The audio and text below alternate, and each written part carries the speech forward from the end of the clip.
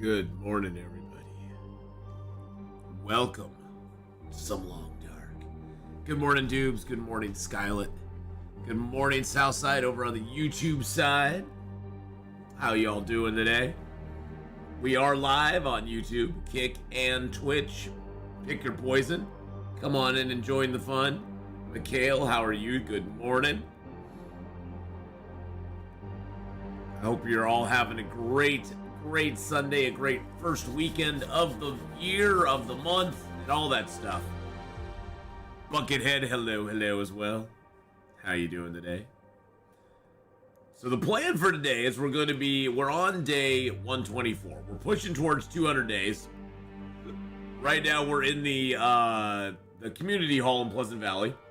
We've got a little more mapping to do here. We're basically, on this run at this point, I'm going to be mapping some stuff, but we're also just going to be I'm trying to grind up to 400 days so that we can see, and I'm not going to play it like really trying to make vitamin C a main push, but we're kind of seeing if I play like I normally do, just killing animals, eating a few cattails here and there, eating some of the man-made food that I find, how long is it going to take us to get a vitamin C scurvy risk just with, just doing it normally, nothing special.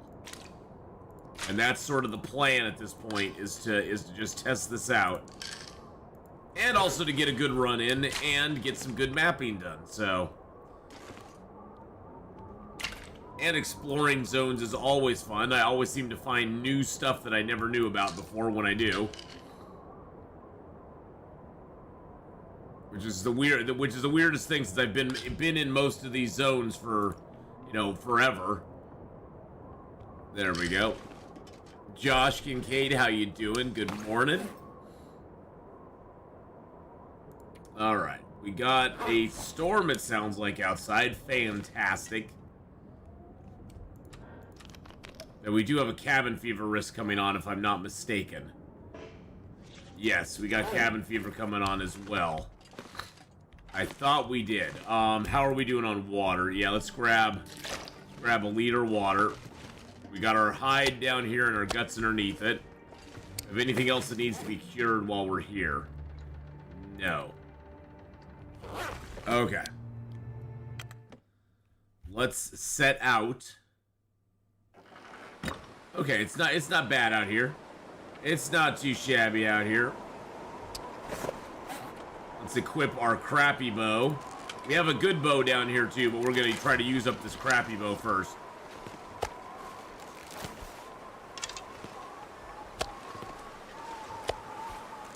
Let's grab a few nice chunks of meat here. I'll eat that one down since I have a little bit of room in my stomach. There we go. Now, we actually haven't looked in this cabin over here, so I think we're going to go into this cabin real quick and just kind of check it out. Even though we have cabin fever, it'll be worth exploring it really quickly. Just to see what it has in it, because it may have some food items or something like that in there. And it won't take us too long. It's got a tater, a potato. Good morning, City, and a can of tomato soup. That's nice. Yeah, I'd say with this new expansion, finding cans of tomato soup and peaches will be a much more exciting thing, because they all have vitamin C in them.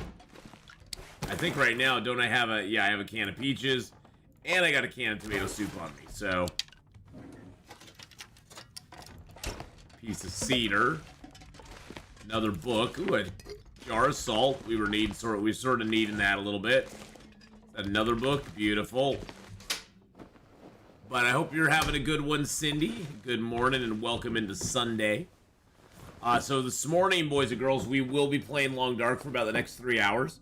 And then we're going to switch over and we're going to play a bit of Escape the Pacific again today. So we'll be getting back into the new expansion and the new update of Escape the Pacific and checking out that and sailing around and seeing how the game is running at this point.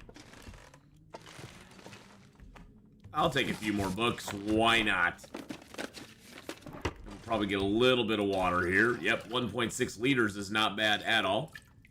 Doing good. Oh, that's awesome. I'm doing well as well. Well as well. I'm doing good as well. Yeah, oh yeah, today was no problem. Got up and everything was working fine, Alice. Everything was working okie dokie, 5x5.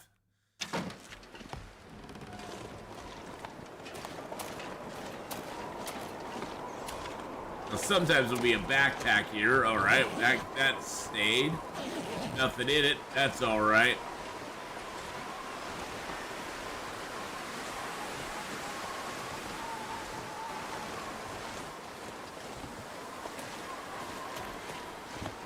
Check out this house here as well. A little. Now these here are great planks to chop down. I'm actually gonna chop those down real quick. Those do not take long to chop down, and it gives you good number of planks for your efforts as well. I wonder if I can drop any of this. No dropping of anything, my friend. You're totally fine. Every little thing's gonna be all right.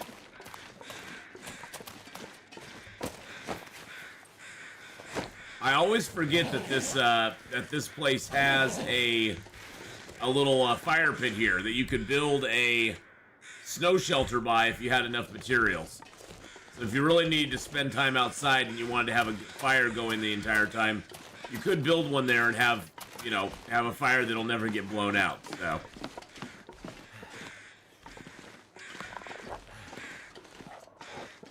Excuse me.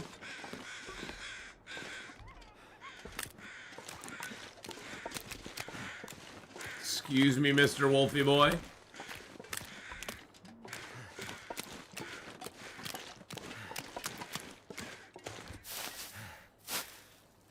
I know, words are hard. Words are very hard. I'm doing well also are the words I'm searching for, I'm looking for. I'm always, Alice, you know me, I'm always looking for the words. The trick is I can rarely find them.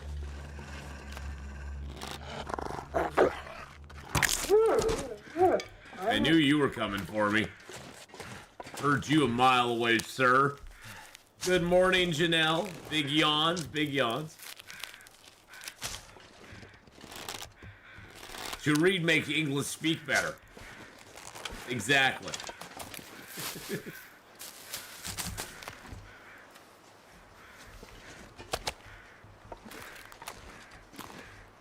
Excuse me? No. No.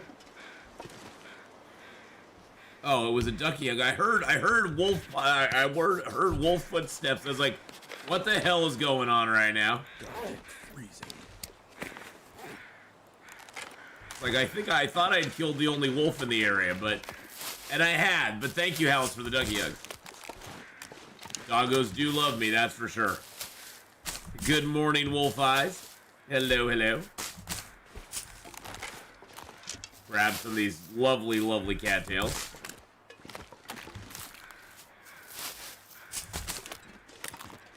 I'm not sure I can carry much more. You always say that. I bet you say that to all the girls.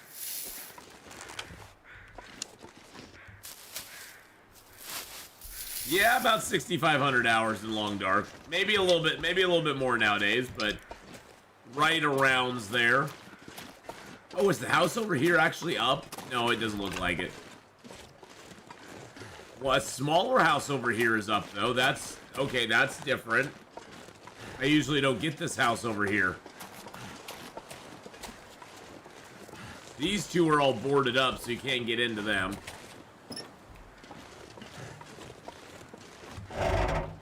Jeez, that scared the heck out of me. I know there was a discussion the other day on crampons. In your opinion, are they worth it early game to craft or spend time on resources? I personally wouldn't craft them. I would just wait till you find them. They're nice to have, but they honestly, to me, they don't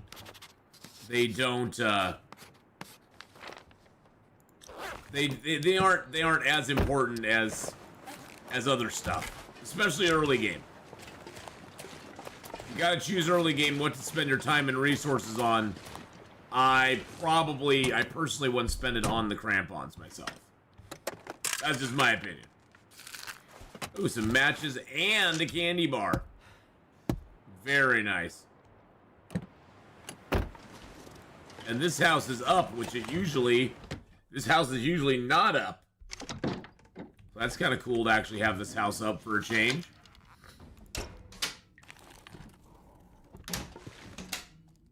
We still have our creeping cabin fever coming on, so we got to be careful of that.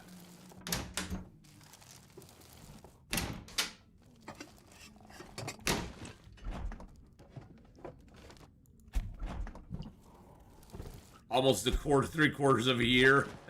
But that is spread over, you know, what? Almost, well, as of the end of this month, it'll be 17, 18, 19, 20, 21, 22, at the end of this month, it'll be 6 years. So that is spread over 6 years. Cause this end of this month will be my 6-year anniversary playing this game, so I'll be entering my 7th year of playing Long Dark. Which is pretty nuts to think about it. How long this game has been out, and still going strong. It's still going good. Hey, there's some shoes right there.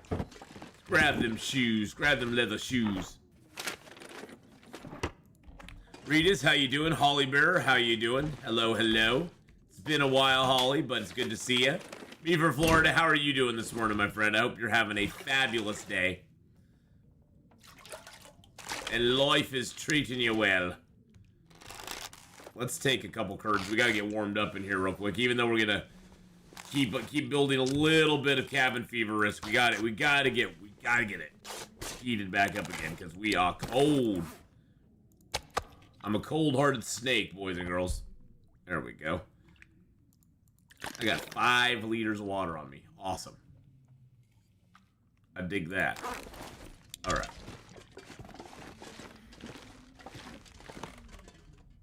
Woo. See, I got the yawns too. Holy mackerel.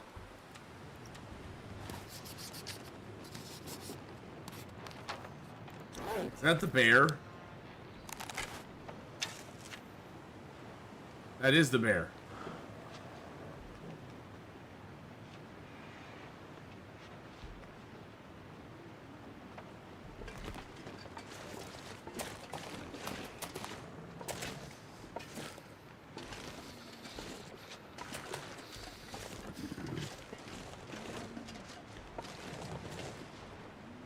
This is the greatest way to hunt the bear right here.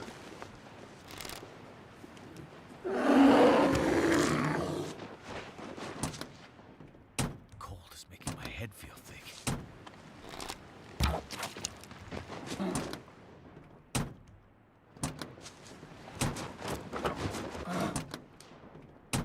Oh, jeez. He almost got me there. He almost got me there.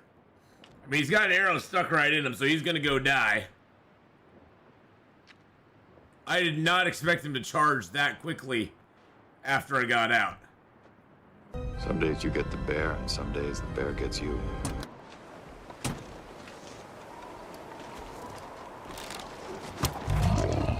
Got him. Oh, heck to the yeah. The blizzard was coming up, too. I was worried. We got him, boys and girls.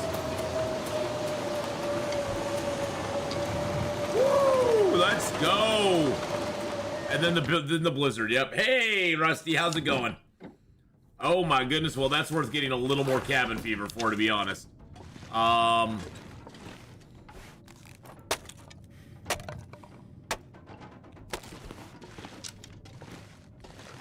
Okay. Well, I guess we need to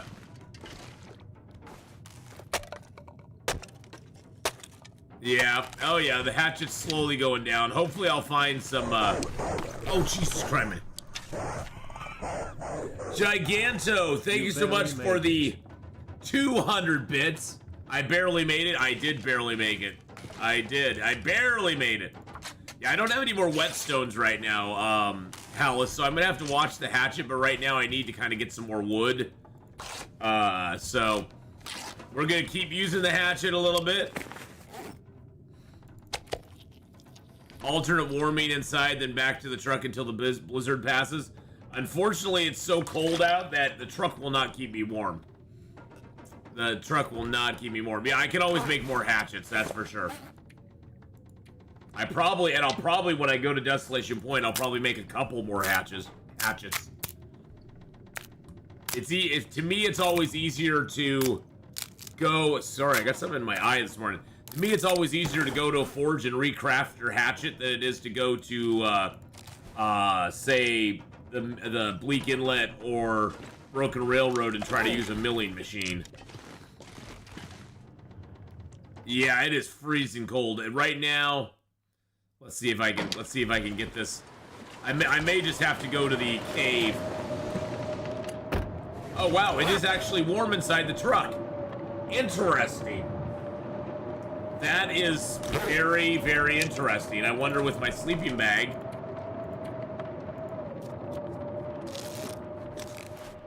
Wow. Well, I am shocked. Shocked, I tell you, that actually worked.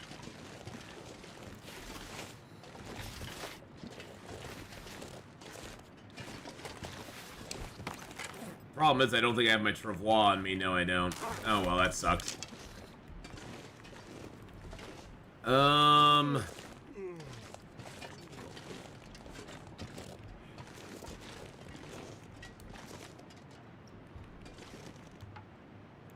almost don't want to start a fire by him.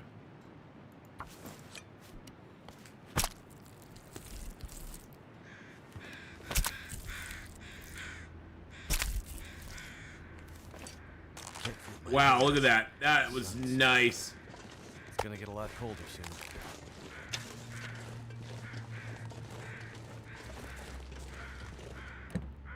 Can I sit in the truck and harvest this? Oh, yes, I can. Oh, heck yeah. Feels like a lot of gear. Shh. It's gonna be fight. Streamer luck. Yeah, I got streamer luck going on my side, baby. Oh, yeah.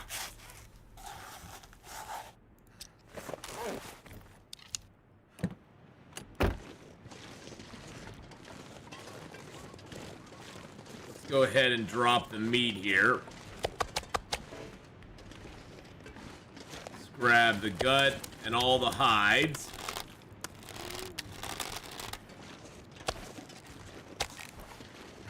Make sure I got all the hides here.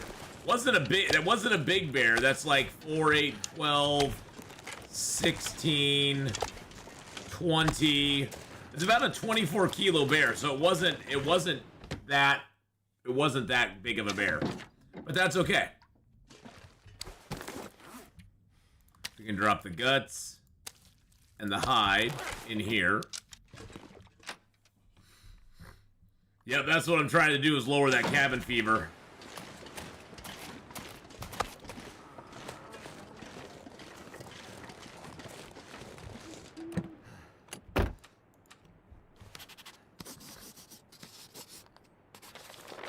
All right, there's the area we're in right now.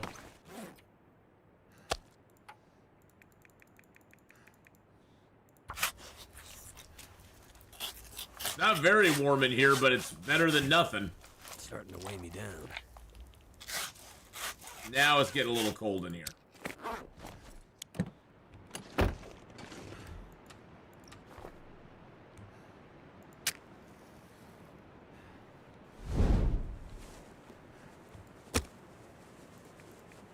And we'll get a little fire started.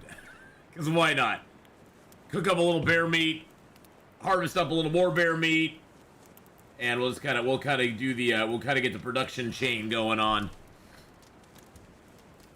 We got food secured, my friends, and we got into the bear hide down too, which is great.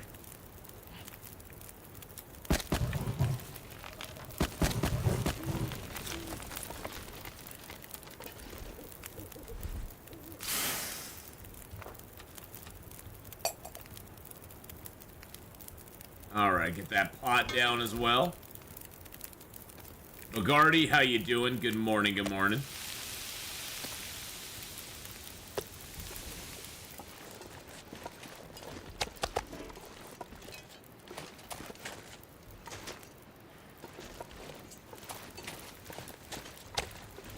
I used to love bear meat, but now they just eat too much garbage.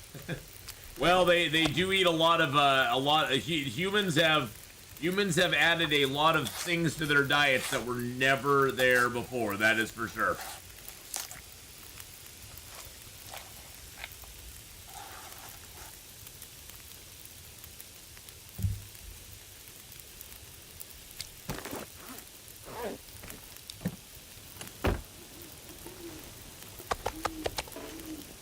Drop those there. Grab another little bitty bite here. Let's see, what do we got? 12 minutes on that.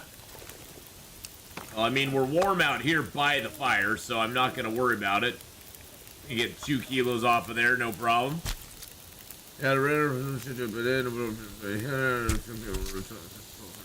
Okay. My brother's trying to talk me into going on a cruise in August. I'm like, I don't got lots of extra money right now for something like that. It's a nice thought. It's nice of him to invite, but it's a little bit of an expense I don't really have the cash for, I don't think. He's been texting me all morning going, hey, you should come with me and my wife. And I'm like, maybe, maybe not. Good morning, Honora. How's it going? We got about 6 inches. Good morning. Good morning, all. Kenneth, hello. Morning, Al. Just finished shoveling 11 inches of heavy wet snow, and it's still coming down. Wow, you guys are so lucky. I'm not even kidding you. I'm not even joking. I think it's so awesome that you got snow. I would love to see some snow once in a while. Can I do a little dance? No dances today. No dances, Bacardi. No dancing allowed. We don't dance. Dancing, we're like in Footloose. It's illegal to dance. What am I? Am I a dancing monkey here for your entertainment? Do I amuse you? Do I amuse you?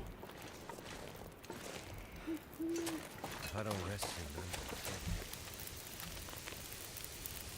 But throughout the week, we're gonna get a foot.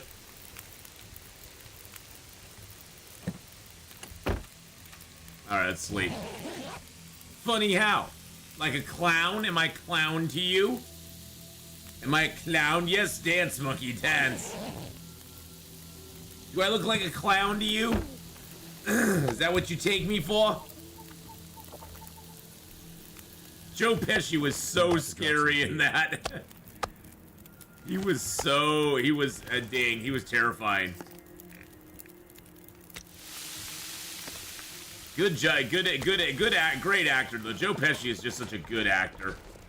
Overall, he's such a good actor. He makes you so believe that he is that, like, scares the holy crap out of you. And I think it hits hard, especially because, you know, it's not like Joe Pesci is like your normal, like, action hero, 6'3" and, you know, full of muscle. He's a small dude, but he brings on that terrifying aspect. He has that sort of psychotic kind of look in his eye that just makes you go, yeah, I'm not gonna mess with him.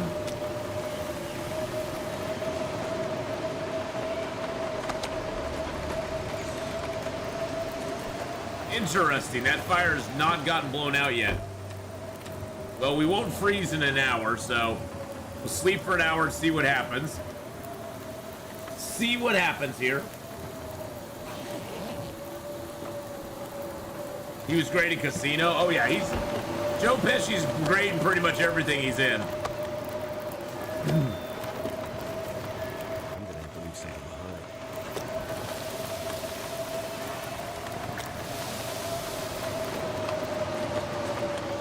Thank you, Bogarty, for the posture check there.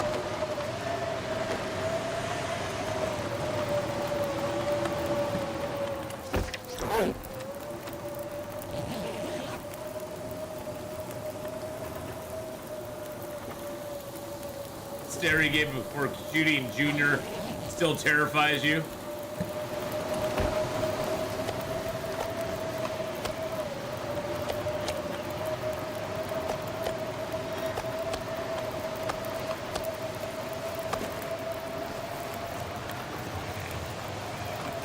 All right, let's get these pieces in here and cooking.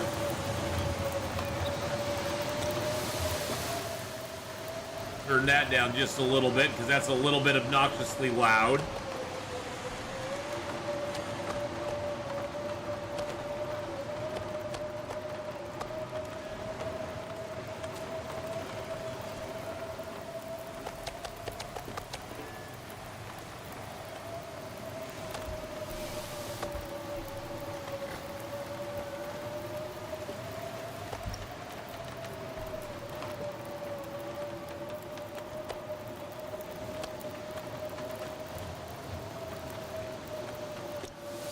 Alright, two more big pieces in. Now, one nice advantage this storm is having is since we can maintain a fire here for a minute, when you have a storm in a situation like this where the weather is so cold outside. Oh yeah, he stole the show in Home Alone. When the weather is so cold outside like it is right now, that makes this fire last even longer. Because fires do last longer in really cold temperatures. So having a fire outside during a really cold temperature time can really make a difference.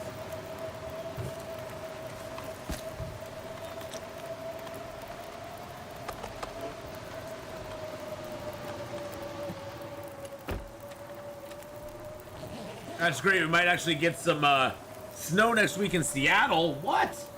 That's awesome. Jealous. And good morning, Castanargo's Roar. How you doing? Hello, hello, my dear.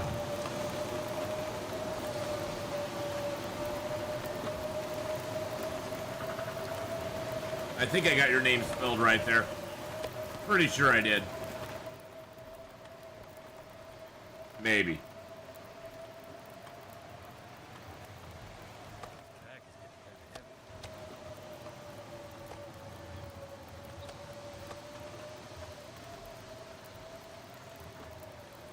Maureen, I'm doing preparing for the snowstorms.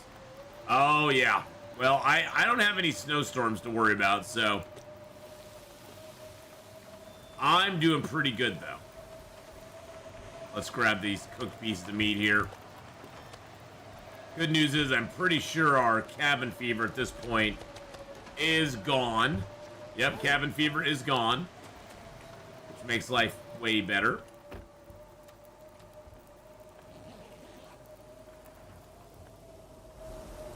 Sounds like the fire's still going out there good. Oh, now fire got blown out. That's all right. That's okay. Our meat got cooked, and that's all that matters. And then we got this meat here. We only failed in cooking up 5 pieces of the meat, boys and girls. And 3 of them are small pieces.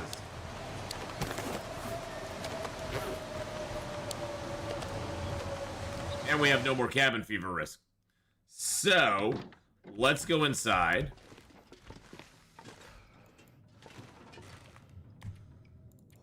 Sleep for a couple hours. And hope that the storm goes away. Hope that the storm goes away. I've ever played the Forest. Yeah, I tried the Forest. I never played the Forest when it first came out, and the game, it just felt very dated to me. How has Scurvy impacted it? Well, Teddy, I went ahead and I actually on day 60. So yeah, the short answer to your question is yes, I have. I wasn't super impressed by the game. I think it was probably fine for the time it came out, but compared to stuff I've played today, I wasn't really impressed by it, to be honest. I just wasn't.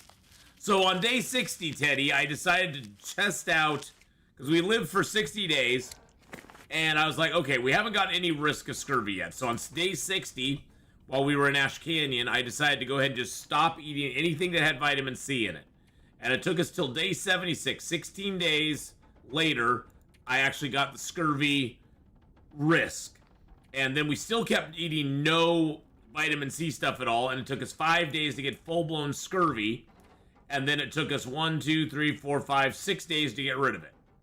Now, during these 6 days that I had scurvy, what scurvy mainly does, the big impacts it has, is you immediately lose 5 kilos of carry weight when you have it. The other effect it has is that you lose 1 point of health, every hour that you are alive. Basically, every hour you lose 1 point of health, period. So, is the DLC worth the money if you're only going to play Sandbox? Oh, for this game? Oh, heck yeah. Oh, I'd say without a doubt, Gripu. The DLC is totally worth the money. There's just so many, there's so many things, even, you know, that you got the cooking they've added in, so you can make all these different recipes. There's so many things they added into the game, so. But yeah, the scurvy is something you just don't want to get. As your risk of scurvy goes up, what you want to do is you want to just eat things that have vitamin C in it to combat it. Because you don't actually want to get full-blown scurvy, period. The losing 1 point of health every hour, no matter what, is kind of sucky. Does the DLC add anything to story mode? Oh, does it add anything to story mode? Oh, no, DLC I don't think adds anything to story mode. I think it's just for the sandbox. No, the DLC, DLC is not important for story mode at all. There's nothing in the DLC that will help you in the story mode, I don't think.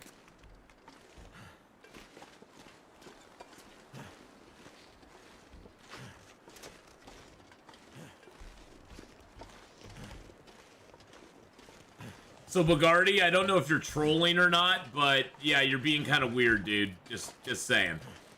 I'm not gonna lie. You're being a little strange. So, and you're making me nervous because at some point I'll have to time you out, and that's not a feeling I like to have most days. So you can be normal and stay in chat, or you can keep being a little weird and saying things that are rather odd, and we'll just move along. So. Your choice, my friend. Your choice. I don't mind having you here, but yeah, you need to keep it non-strange for the day. Where'd my arrow go? There it is. Hello, bunny rabbits. I would love to have some more bunny fur. There we go. Oh wow, that was such a horrible miss. That was such a horrible miss. Let's see if we can follow it up with a good shot.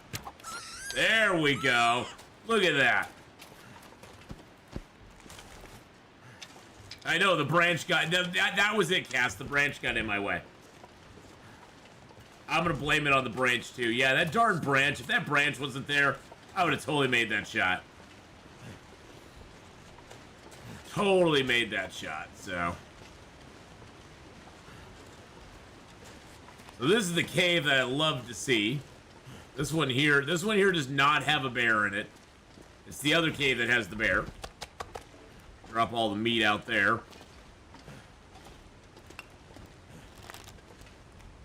Alright, let's go ahead and map this cave up just because it's here.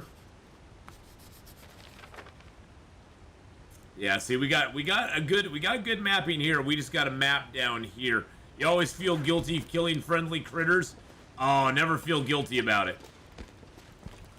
There's nothing better than killing the critters, skinning them, and tasting the flesh of your enemies. Something like that, anyway.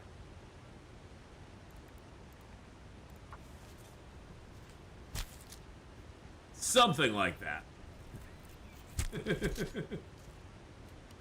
And wearing their skins. Wearing their skins as clothing, yeah.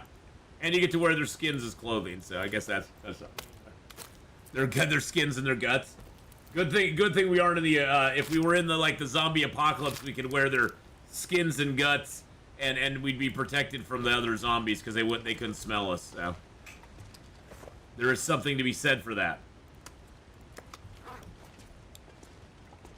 Let's drop the meat out here. Yeah, Rebel. They added some neat animations for us to sort of visualize what we're doing, which is kind of nice. I like that.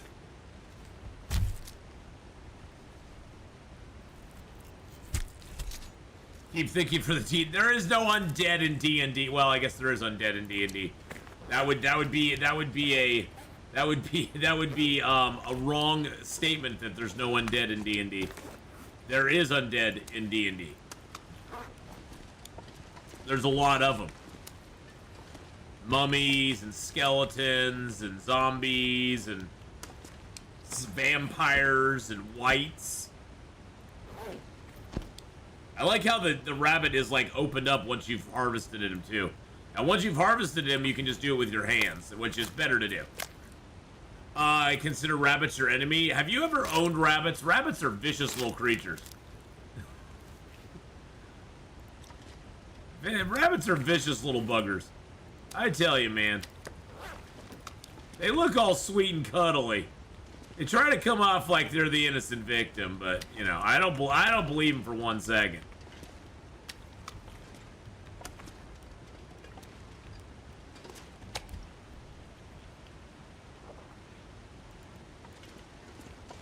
And they breed like no other. You'll have so many rabbits, yes.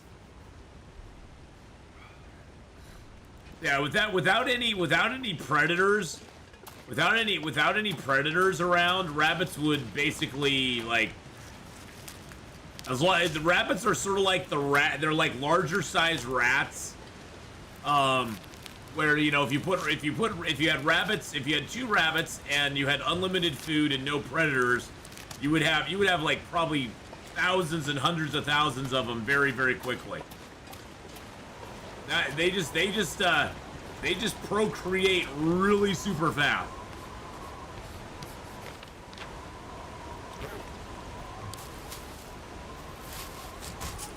I mean, there's so many euphemisms we have, you know, stuff like you know, breeding like rabbits.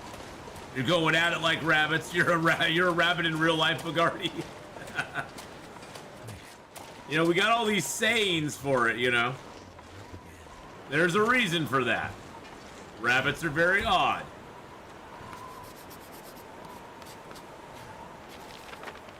There we go. That's what I was looking for.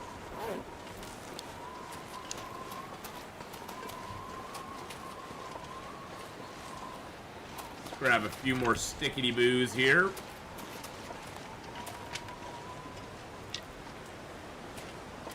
There's no birch down here, which is kind of sad. Can I do any trick shots? I mean, I shoot things from afar all the time. I don't know if that counts as a trick shot. You're talking about doing some of the wild stuff like Wizark does, where he shoots an arrow up in the air and hits himself with it. Nah, I don't do that. I don't play that. Okay, our bow's at 90%. I do have a ruin bow that I'll have to throw down at some point. Well, I'm gonna give you a little candy from our D&D game. Don't trust a cute bunny alone in a cave. Oh, they have big pointy teeth.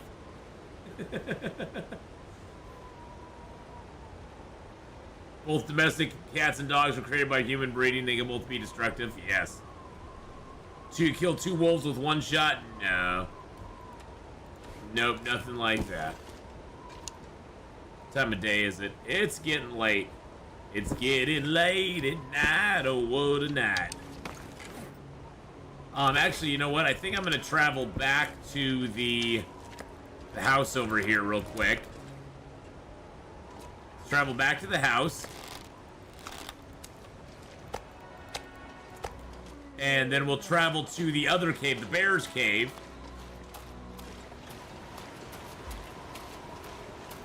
Frederick tries to get baby chicks to play with him, and they're just like, "Hey, we're eating, no thanks." Yeah, chickens are very single-minded.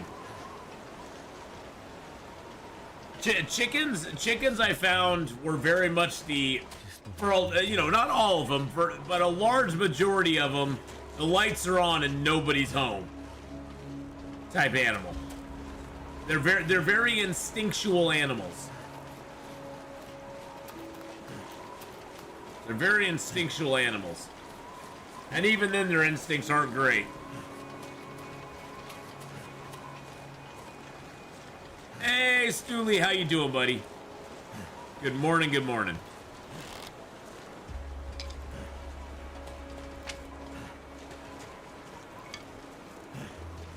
Happy Sundays, survivors. Thanks, Atheenon, for your stream. Half a foot and more coming down outside. Oh, dang. Well, good luck. I hope you don't lose power or anything like that. That would suck.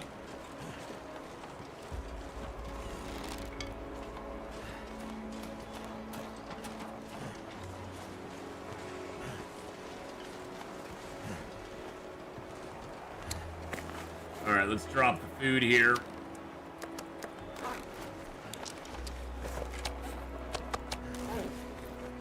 Let's grab the charcoal out of our nice big long fire there.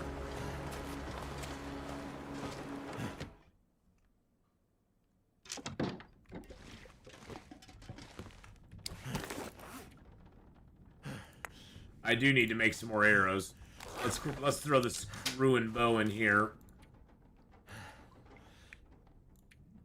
Get rid of it. Bye-bye. Bye-bye.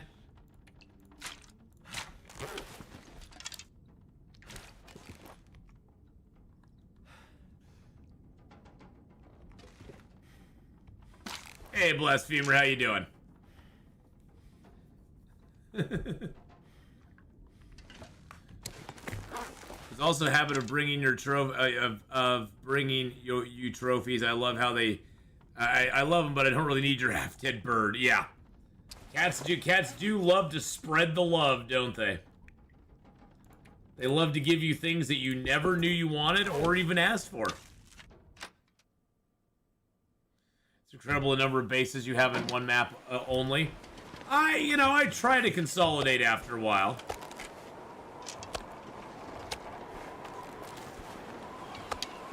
I try to consolidate a little bit. So that I'm not taking up too much space.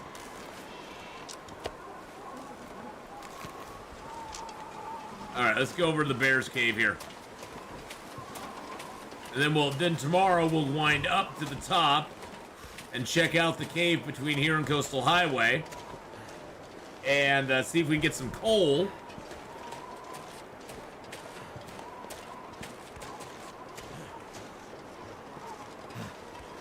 Kim, the lady likes to say cats bring you things way before you ask them. Way, way, way before you ask them. Yes. Indeed. Redacted with a $10 super chat over on the YouTube side saying, day 6,428 of Silence from Hinterland on changing the name of the region to Ath Canyon. Very sad. I find it very sad too. I find the silence to be deafening. They should at least tell us, Redacted, no. It should be like, no. Which, I'd get that. If they just said no, it'd be fine. It's a travesty. Well, the world works in disappointments, my friend. But thank you for the $10 super chat. I appreciate that very, very much. You're very kind. You're very nice. Very nice. Oh, Jesus Christ. Will you change the name of this map, Pleasant Valley, for Blizzard Alley? Blizzard Alley is, I think, the unofficial name of this map already. That and the Unpleasant Valley. The Unpleasant Valley, I think, is also the unofficial name of this map. It is a rather unpleasant map for the most part. But thank you for the 200 bits there, Valor. I appreciate that as well. Let's rip these shoes apart. Get a little leather. I feel so tired. Maybe Raph is talking to himself over on Blue Sky about it. Who knows? What? Jesus Christ. Tylia with 100 bits as well. What is Blue Sky? I have no idea I'm so far behind the times. I don't even know what's Blue Sky, Stooley. Is that something I should know about? When do you get an apartment tour, Endeavor? Never. You don't want to see my messy apartment at all. Oh my goodness, thank you, Rusty, for gifting out a tier 1 sub to Oh My Stars. And it starts a sub. That starts a train as well. Oh, thank you for gifting that out. That was super nice of you to do. Welcome into the Ath Pack, Oh My Stars. Welcome on in. No, Endeavor, no apartment tour. You don't want to see my messy place. I mean, it's not messy. It's just, it's boring. I'm in my living room. I have a dining room there and a kitchen and a couple bedrooms. And that's it. Oh, jeez. Tylea gifting out a tier 1 sub to Chris Bakes. Thank you so much. Tylea Empty Singer gifted a tier 1 sub to Chris_Bakes. Did it say Tylea Empty Singer? It sounded like it said Tylea Empty Singer. That was the weirdest thing. There's actually pictures of my setup over on Instagram. Actually, I got pictures over on Instagram of my setup. I'd want to clean up the desk though. Good God, I've let everything kind of go to pot here on my desk, so I definitely would want to clean up my place a little bit.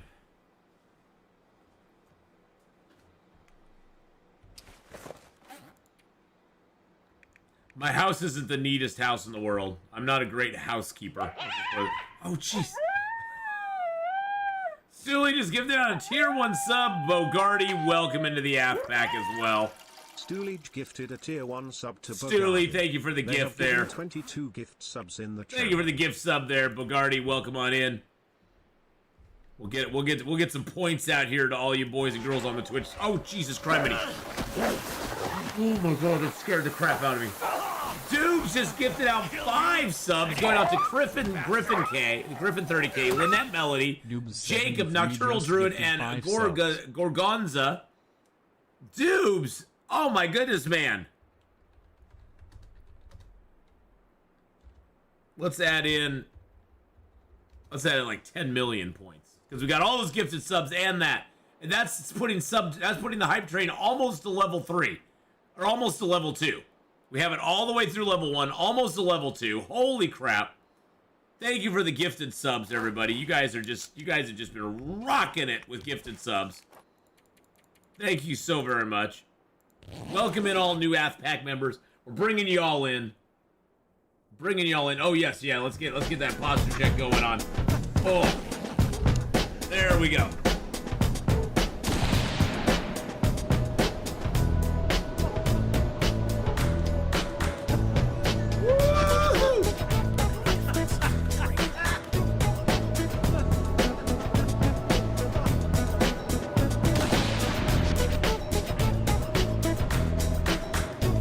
So very much. As someone who works from home, I suggest 5 to 15 minutes a day picking up some small stuff. I also dedicate every Sunday to clearing off my desk, else I'd be buried in stuff. Yeah, I need to start doing something like that for sure. Aussie Texan. Well, Endeavor, here's the deal. I'll take a few pictures of a few things in my house and I'll put them up on like Discord. How does that sound? My house is very unexciting. It's a very small apartment that's very unexciting. There's not a lot of excitement that happens in the apartment or anything, so. But I'll take a few pictures, okay? Wow, it's actually cold in here, believe it or not. Lift was really slow last night, so I'm hoping it's a little busier today. I think with the new year, it's just been a little bit slow. You know, it's been slow for the last couple times I've gone out, but that's okay. I'm still trying to make my money and get my stuff done, you know? Oh, I have guts. Did I really forget to put those down? Did I forget to put the hides down too? Yes, I did. And now I have the hiccups. Fabulous. I love having hiccups. It's like my favorite thing in the world.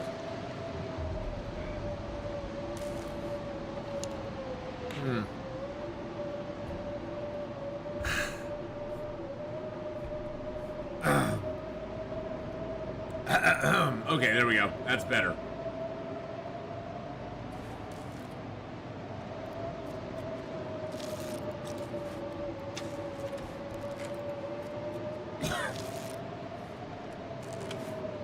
Come on, Storm. I can't do anything, Storm, until you pass.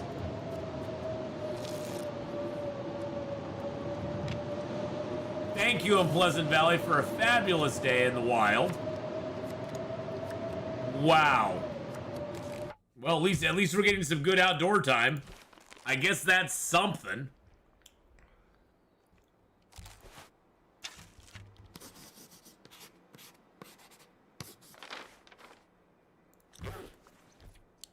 I'm not sure I can carry much more.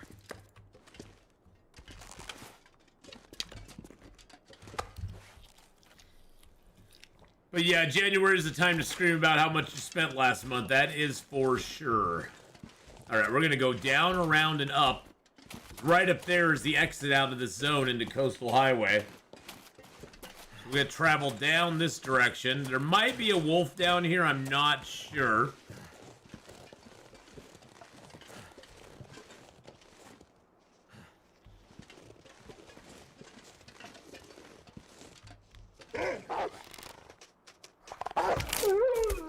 Heard that sucker coming from a mile away. I was like, I hear something.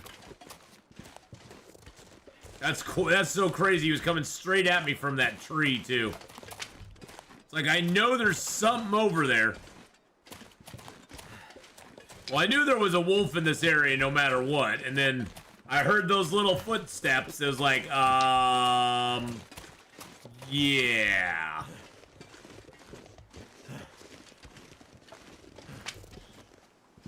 You promised a snowstorm, and all you got was 30 minutes of light snowfall. So the hype train was a success, boys and girls, with 8 gifted subs, 300 bits. Thank you so much, everybody who participated and contributed in that. We got to 92% of level 2. You guys are all awesome and amazing. And thank you so much for all the support. I really, really do truly appreciate it.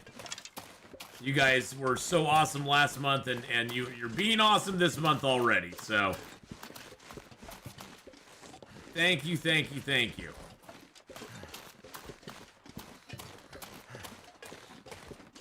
Yeah, wolves are very fast right now. They seem to kick on the afterburners a lot. They seem to kick their afterburners on a bunch, so...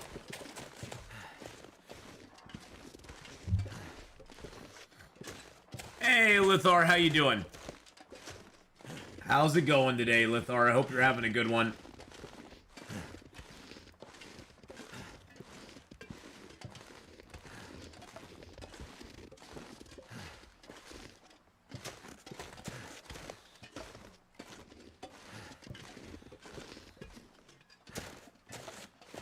Up we go, up, up, up, up, up.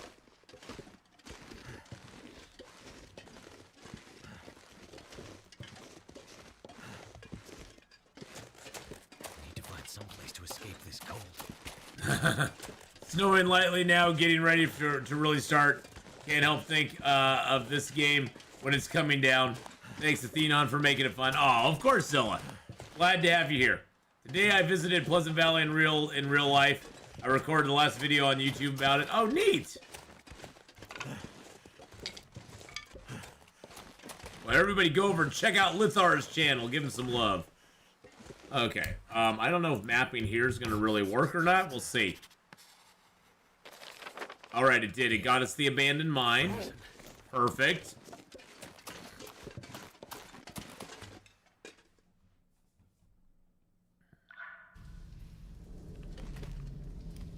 I'm pretty sure...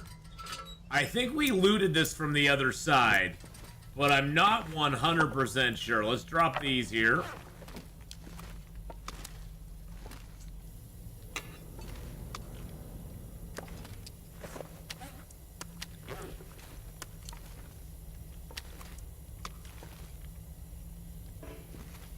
Excuse me. There's probably coal back in this mine, though, at this point. Yeah. Let's go, boys. Yeah, I already looted this. But the coal is always nice. That'll give us a lot of stuff we can fish with in in Coastal Highway. I'll pick up some more coal on the way back. I'm just gonna kind of pick up coal on this way. And then I'll go down like some side tunnels and stuff on the way back.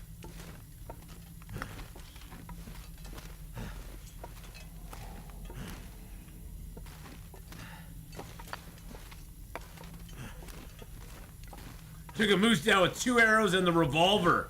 That is so cool. Isn't that a great... It never matters how many moose you've ever taken down. Whenever you kill a moose, it's always like, oh, yeah. You always feel that power. Feel the power pouring through you when you successfully get one killed.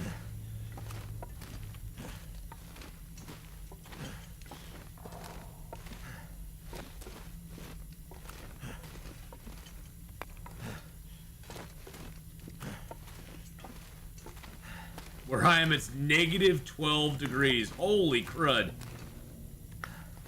Now, the good news about picking up the coal is the coal always respawns in the zone. How much coal do I have on me now? 22? Okay, that's awesome.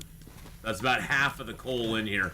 Usually you get about 35 to 45 coal out of this mine whenever you go through it, so... I mean, you have to wait a little while to get that coal to respawn, but that's usually what you're getting. And let's leave some of the sticks here, too. Let's step outside. Where you are, Bugardi, it's 69 degrees. Yeah, it's 40 degrees here, so. There we go. We'll just map that for the heck of it. There's a coastal highway vista right here. I could just go get that real quick. Because we are right here. Let's go get the coastal highway vista real quick. It's just up here at the it's just up here at the lookout tower.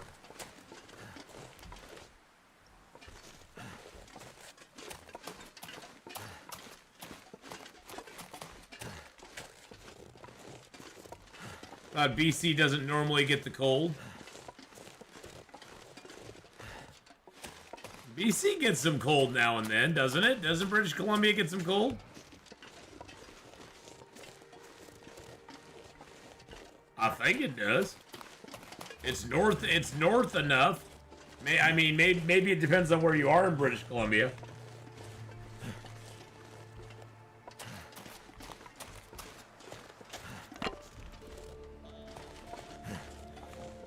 Great Bear Rainforest is now a protected area of BC for the animals there. Oh, that's cool. I mean, all I know is Canada's a frozen wasteland compared to where I live, so it's way further north than me. I'm sort of in that nice, comfortable area, you know, on the 32nd parallel here. We don't get the cold like you Canucks do. Now is Canuck a is that a derogatory term for a Canadian? Is that a derogatory term for a Canadian? I never have known. I've heard Canadians referred to as Canucks before, but I don't know if that's like a mean way to label a Canadian person. I just heard it in passing, though. I guess you Canadians would have to let me know. Its story's not yet written.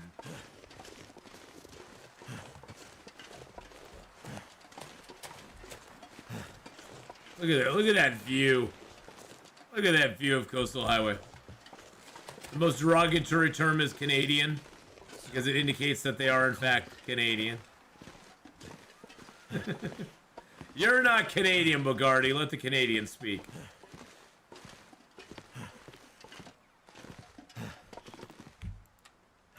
This should give us a nice view here. Oh yeah, see, look at that.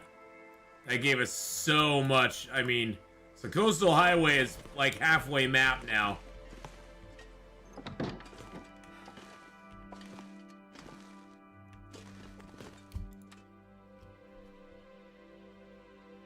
What time of day is it? It is getting late.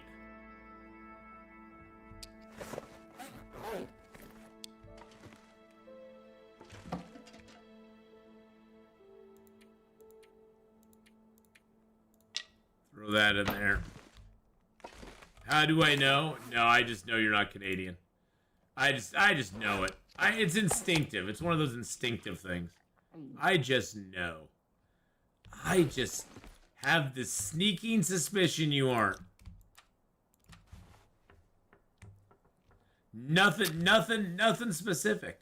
So.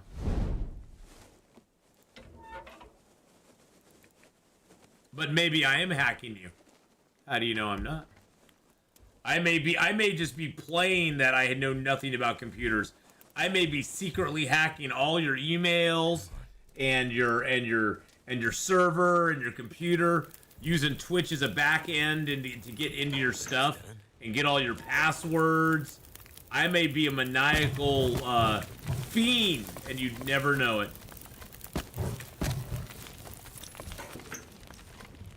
I'm being profiled? Yes, you are being profiled.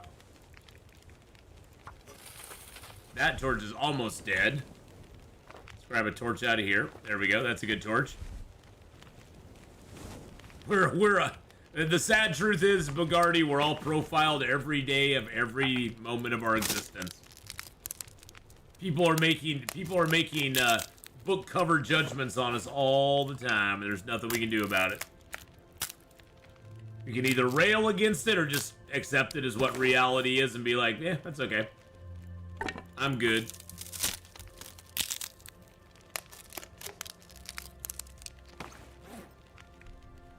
Okay, so I got 3 cattails there.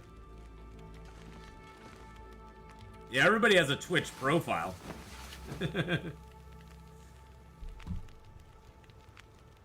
So yes, you are being profiled with your Twitch profile.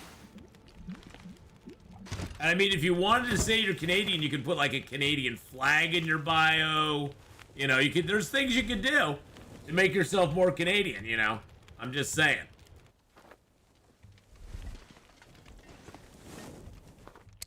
Let's see. Let's drink some water first, because now I have some water to drink. Yum, yum.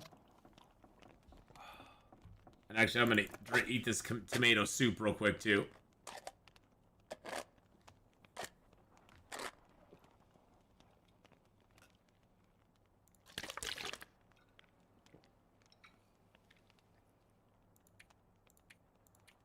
Alright, do I have anything here that I can drop? Yeah, I can drop the can. Hello, can. Would you like to sit on the stove? I can darn my socks.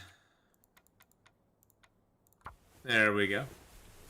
Talking about maple syrup. Hey, Dizzy, how you doing?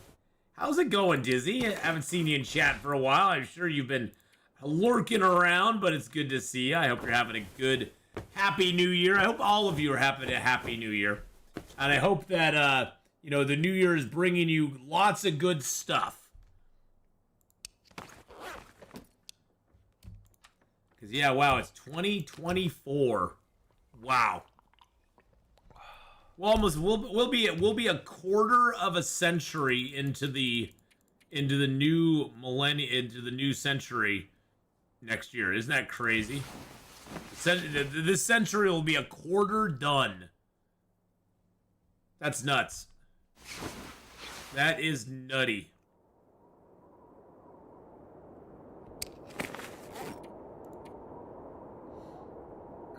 Heck, in 2 years it'll be the centennial, won't it? I'm kind of thirsty. Because 76 was the bicentennial.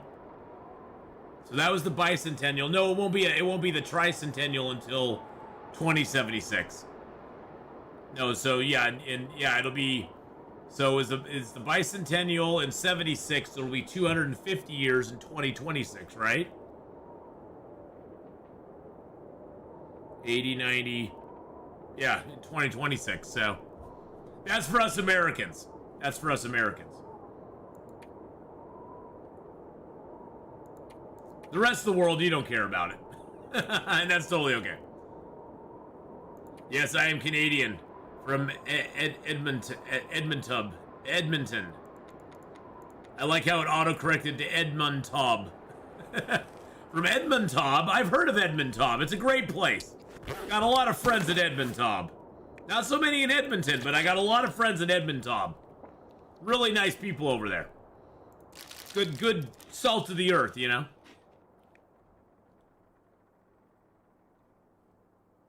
I am never going to use these carrots, so... And they bother me, sitting in my inventory.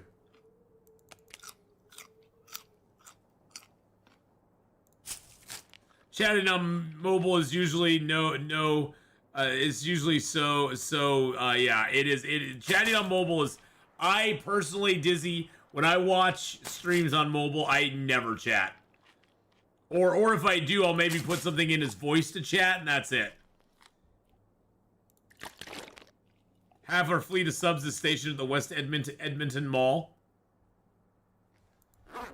Well, mobile has spell check, it just really sucks. And it doesn't really do a good job. The mobile spell check is not the greatest. Locka is in Ontario, see? I have you on TV and chat on mobile, yeah. I do that too, because I wish that Roku TV would get Twitch on it. 'Cause I always have to what do you call it? Mirror my phone to the television to watch Twitch on it. I can't just like you can watch on Roku TV, you can watch like YouTube and Netflix and stuff like that just right on it. But you can't, for whatever reason, Roku and Twitch have never... I mean, you can watch... It's funny, because you can watch Amazon Prime on Roku, no problem. But you can't watch Twitch on it. Which I think is weird. I'd love to be able to watch Twitch on it without having to mirror it from my phone and then chat from my phone to it. It's kind of annoying. My spell check is dyslexic, and it also has the reading level of a 10th grader in the 6th grade. Wow. Wow.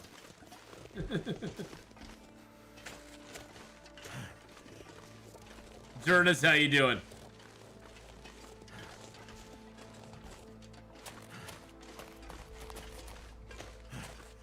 Callbacks, exactly, BK. That is totally a callback.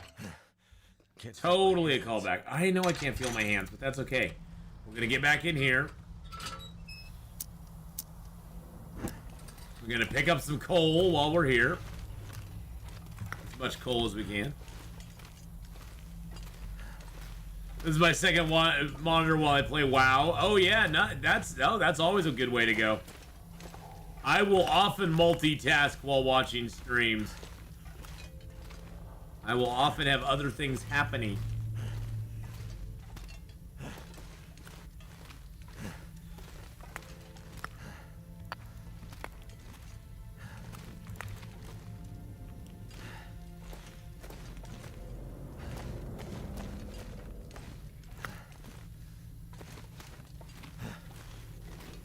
Let's see if there's anything I missed in here.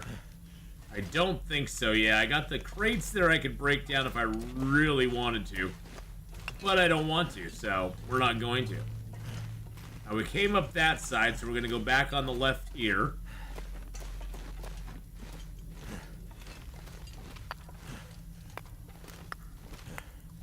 Or did we come up on that side? I don't think we did.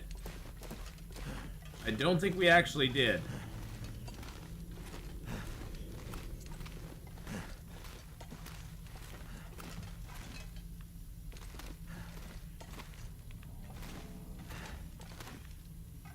Content drought is starting. Last rate of expansion happened a couple months ago. Some people are drifting away.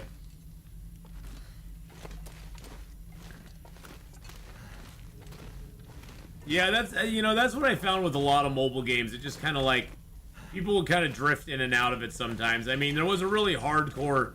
I think once. I think when MMOs were pay to be involved in it, like you actually had to subscribe. I mean, I'm old enough that I remember when EverQuest you had to pay $14.99 a month to be to actually play the game. You had to pay money to actually play the game every month. You still, it's free. It's quote unquote free to play now. You still have to pay to have certain things unlocked, but anybody who was playing it was committed to it because they were paying money for it every single month. And so you had a much more dedicated base of players back when you actually were paying $15 a month to play the game. Now I would say more MMO players are more casual, unless they're like in a raiding guild. They're more casual players that kind of come and go, and you know, they don't really hang around for a long period of time sometimes, especially you know once an expansion has kind of been played out or whatever. Which is kind of sad. Those were sort of the glory days of MMOs when everybody was paying for it. So WoW costs me almost $20 a month now, so I unsub between X packs. Yeah, well, see, the other problem I've always found with MMOs is eventually it's all about the end game. The worlds are so large, but eventually everybody's got such high-level characters that it's all about raiding and endgame content. And you go to some of the starting zones, and they're completely empty. I mean, back when I was playing EverQuest 1, I mean, it was awesome to go into, like, the West Commonlands. There would be over 120 people at any given time in the West Commonlands, just sitting around. There'd be people selling stuff in the West Commonlands cave. There would be people camping different orc spawns in the zone. There'd be people traveling through, people visiting the vendors. There was just so many people. I mean, back then too, servers were so hard to get on. Sometimes you would have to actually wait to get logged into the server because it'd be that jam-packed. So I think the server I originally started EverQuest on is merged like 5 or 6 times by now into other servers. I mean, they were actually adding servers back in the day, so.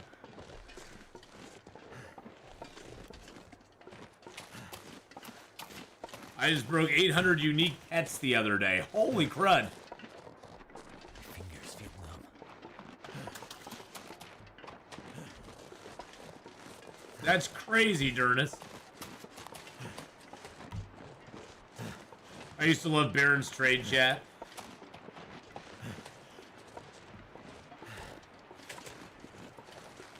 Yeah, see, for me, Durnus, I always like, for me, when I was playing EverQuest 2 especially, there was a whole bunch of, kind of hard to get, appearance gear that I love to go camp places where you could get a certain appearance gear. Like sets of appearance gear. I always thought that was super fun to do. Was this the AOL dial-up days? Well, there was some dial-up, that's for sure. There was a little dial-up back then. Alright, we got that here. Let's see. I want to leave a little bit of the coal here. And let's leave a few of the sticks here. And we'll leave a little bit of... Actually, you know what? Why am I leaving it here? We should consolidate all of this back into the, No.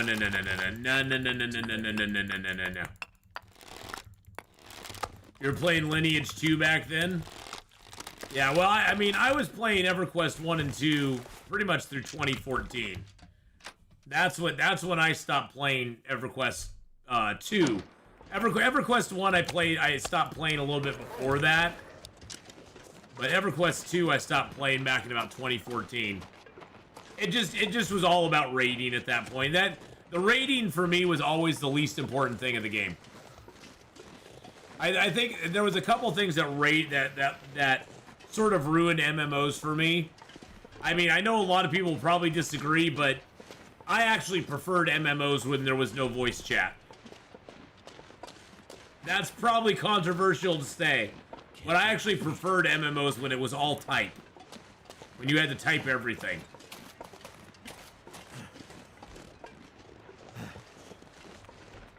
I thought it was way more fun myself. And it was way harder back then, too. Die if I don't warm up soon. Voice chat's fine for raiders, otherwise it isn't needed.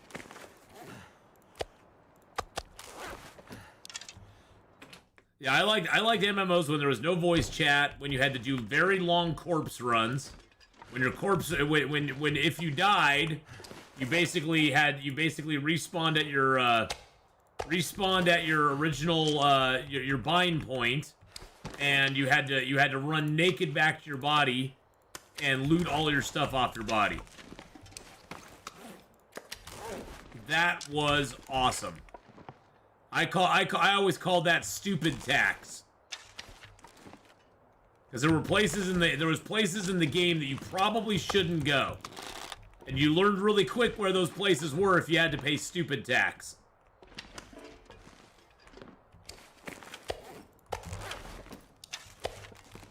And you would also permanently lose XP for going into dying as well. So you really paid a price. You really paid some stupid tax for it. Not only did you have to pay in time and energy getting back to your corpse and hoping that your corpse didn't, and getting your stuff, but you also had to pay stupid tax in the form of you lost a whole bunch of XP, and you could actually de-level. I don't know how many times I would level and then I would die and I would lose my level. And a lot of times it would really hurt, because back then, in EverQuest 1, you only got new spells every 4 levels. So if you leveled to, like, level 16, got all your new spells, memorized them and everything, and then you died and went back to level 15, now all those spells that you just memorized, you couldn't use anymore. It was freaking evil. It was evil, but it was so awesome. It really made you... in a lot of ways, kind of like Long Dark, it would make you really consider what you were doing and make you think about it instead of just doing, oh, well, YOLO, let's go into the zone and see what happens, you know? You wouldn't just go try stuff out. You would definitely be more judicious in your travels, as well as what kind of groups you got in.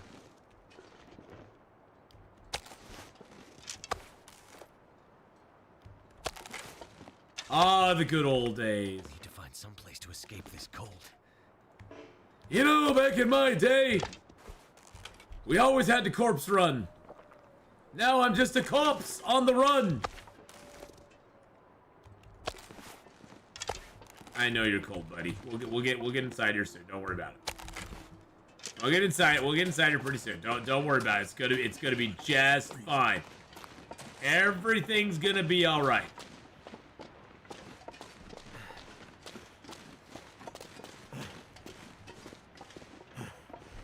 But yeah, once I sort of got tired of EverQuest when it was all raiding, and I kind of got tired of EverQuest 2 when it was all high-end raiding stuff, you know. Power in the verse can stop me. Hey Sniffs, how you doing?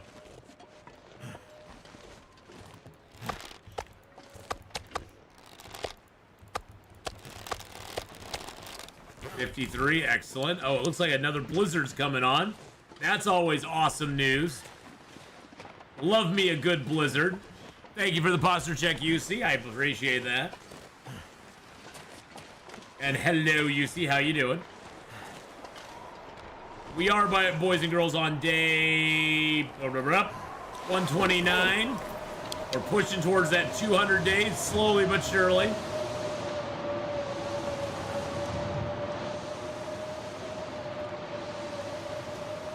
Good Lord. It's loud out here.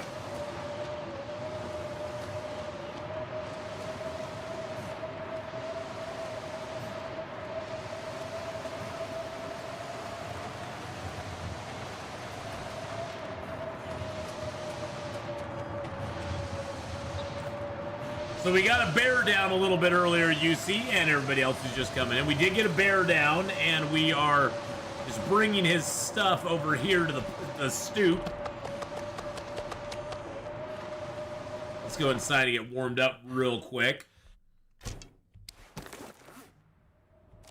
Good Lord, it's nasty out there.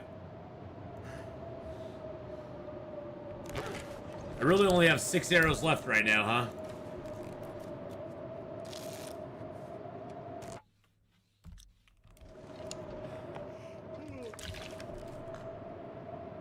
And I got wet clothes too, yeah. And my clothes aren't too wet. They're not too bad. I have 2 wool toques. Yeah, I must have found another wool toque, huh? And this is just my, that's just that, yep. Let's go get the rest of that meat.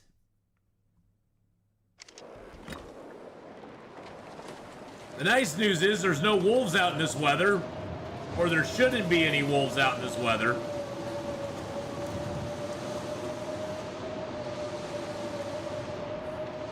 There might be, but there shouldn't be.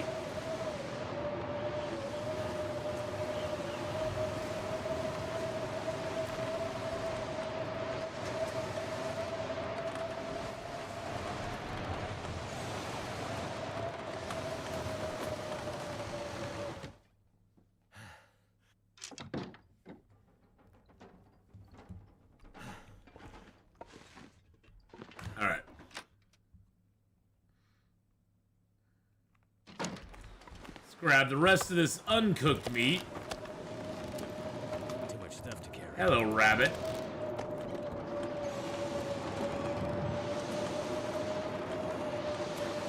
And we'll amble back over here.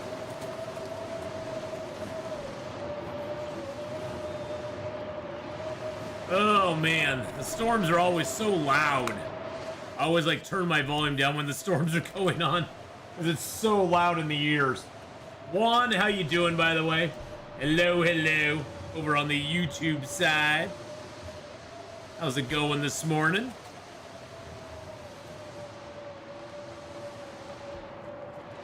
So this gives us another.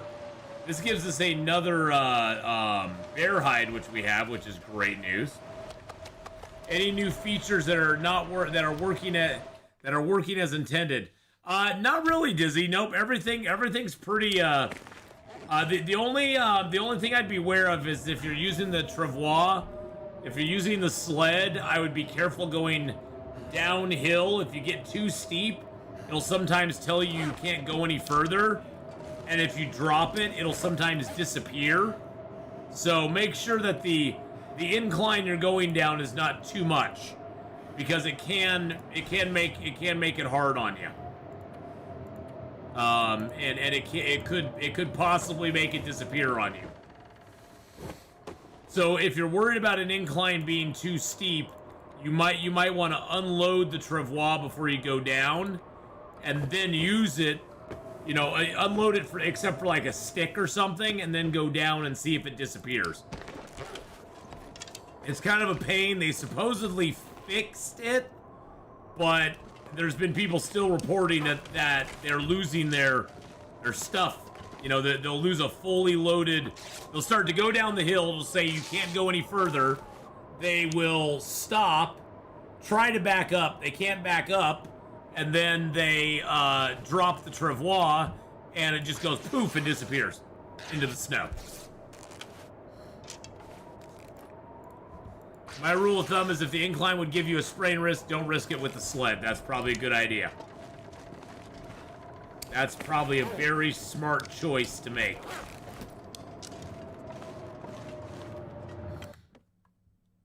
Very smart choice to make, so.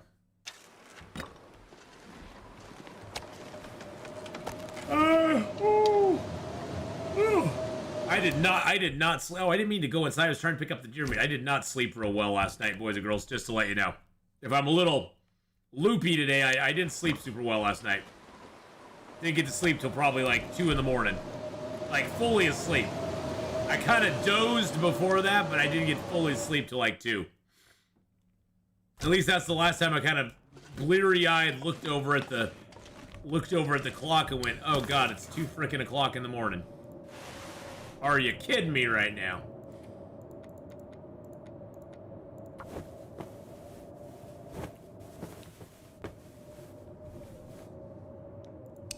But that's actually a really good rule of thumb to have, BK. Let's go ahead and harvest this. Ooh, that hurt just a little bit. It hurt my feelings to do that, but we had to. I can't carry tons of extra stuff on me right now. We need to lay down. We need to lay down. Well, guess what? It's not nighttime yet, buddy. So we're gonna repair up most of our clothing, because this will help get our mending skill up, which we want.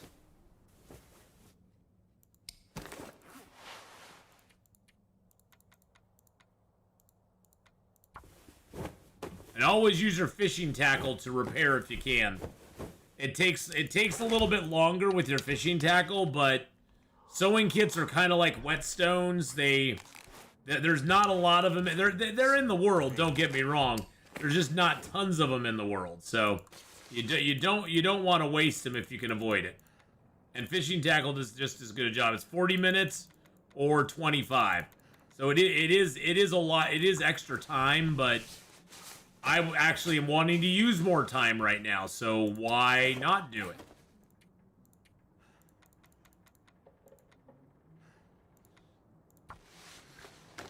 Gonna go play while watching, trying to go through all my EA survival games to see how they're coming along. Oh, nice. Okay, very cool. Well, we'll be doing a little bit of Escape the Pacific here in about an hour and a half, so. Sword of Isle, how you doing? How's it going, buddy? It's going good, man. It's going good. Having a great new year so far. Everything is going well. Let's drink a little bit. I wonder... Oh, there he is. Yeah, go check out Sword of Isle, boys and girls. Boom, right over there. Give him some love. Last playing some Lego Star Wars. The Skywalker Saga. Sweetness. Get. Well, that's a banana. Doing good, back to 100% health. Oh, that's awesome, Sword of Isle. I'm so happy that you're back in good health. Hey, thank you so much for the sponsorship, Southside. You were gifted a membership by Bad Boy Gamer. Thank you so much, Bad Boy Gamer, for gifting out a membership over on the YouTube side. And welcome on in, Southside, for that gifted membership. And thank you for everybody who gifts memberships over on the YouTube side. Really super appreciate the support over there as well. You guys and gals have just been very awesome. This whole last year, we made it 1 year. I completed my first year of streaming, which I'm just so happy I was able to stream, have fun with y'all, and between streaming and doing my lift stuff on the side, I was able to pay all my bills and take care of everything. I appreciate all the support, everybody watching videos and all that good stuff over on the YouTube side. And all the viewers here on Twitch as well. Thank you so much for a wonderful, wonderful first year. And here's the 2024. It's even gonna be better. It's even gonna be better. So of that I have no doubt. I'm almost thinking of going down this way first and mapping over here. But I sort of want to go up this way because we've already kind of got it going there. And then we could map our way that way. We could go either way. I guess the bottom line is we could go either way. So it's not going to matter either way we go. Hey, Juan, love you too, man. Love you too, brother.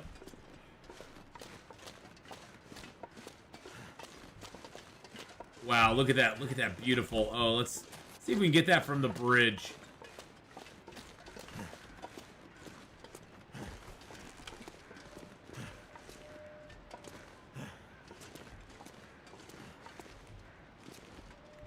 And I thought it would look better. Let's see if we can get the bridge. I'm trying to get a Hadrian moment, boys and girls. We're trying to get a Hadrian moment here, okay? I have a bear coat on right now. I have not gone wolfy coat on this guy.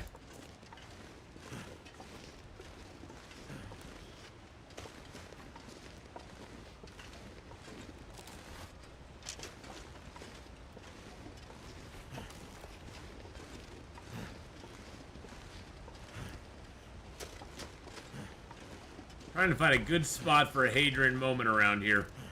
I'm not finding one. I sort of wanted to get with the sun, the bridge, Thompson's Crossing, all of it in one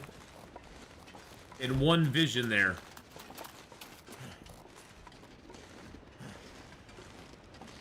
But these trees are in the way.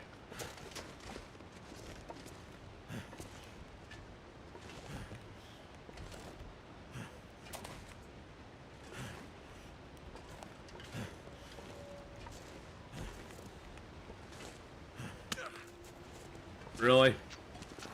Really? It's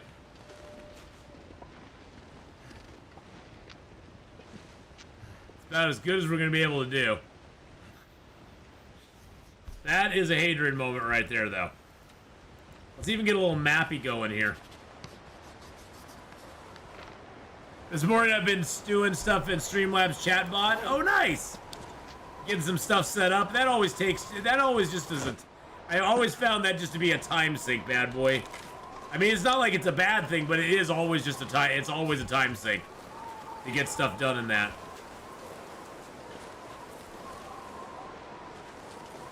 Because then not only do you got to set it up, but then you got to go test it.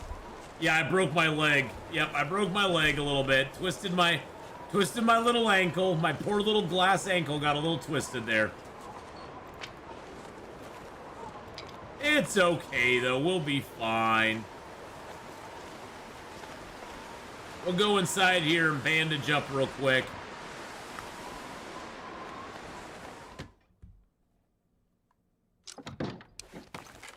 I'm always twisting up stuff. I'm always getting twisted on the side way down.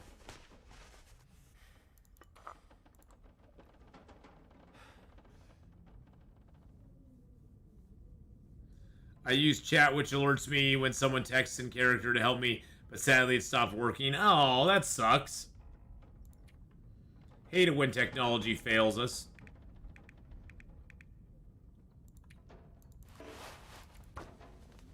We'll make a bandage up and get a little warm. Well, technology failed me the other day. I couldn't get any of my sound from my streaming computer to come into my gaming computer in my Go XLR, and so I couldn't hear any of the alerts or anything. I couldn't hear any alerts or nothing until I restart. I had to actually do a hard restart on my streaming computer. Because something, I mean, I changed nothing. You know me, I'm not going to touch any setting. If I have things set up right, I'm not going to touch any settings because I'm so afraid of screwing something up. And it just decided one day, nah, I'm not gonna work for you today. And I was like, great, thanks. That's very nice of you to do.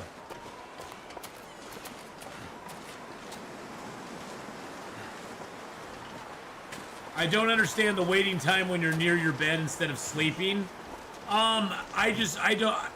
Well, Gripu, the main reason I was wanting to pass time in there is just to warm up. I didn't want to spend an hour, because if you sleep, if you're passing time, you can quit anytime you want to.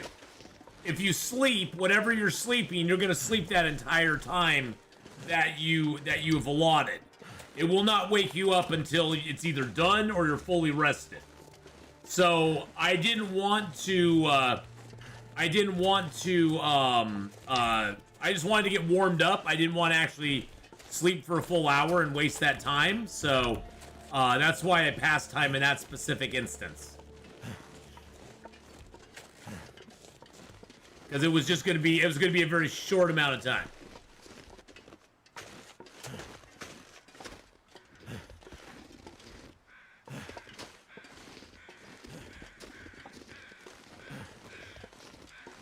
Do I like the new additions to the game? Oh yeah, I really like them. You just full heated up in 1 hour. Well, it was less than an hour. It was probably like 30 minutes or so that I was able to get heated up.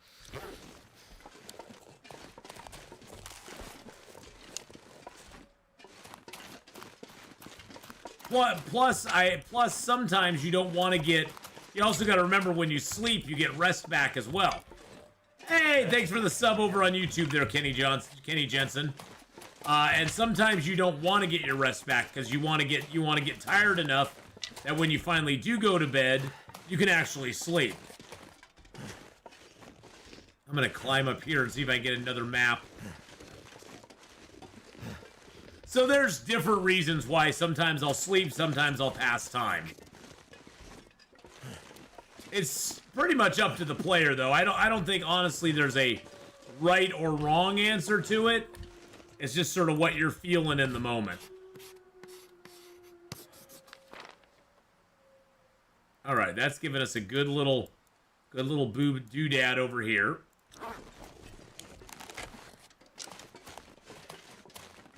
Yeah, and the amount of time it does take to heat up depends on how warm the space is that you're in. Yep. Because if you got 3 arrows up, it's going to take a very short amount of time for you to get back to, like, completely warm.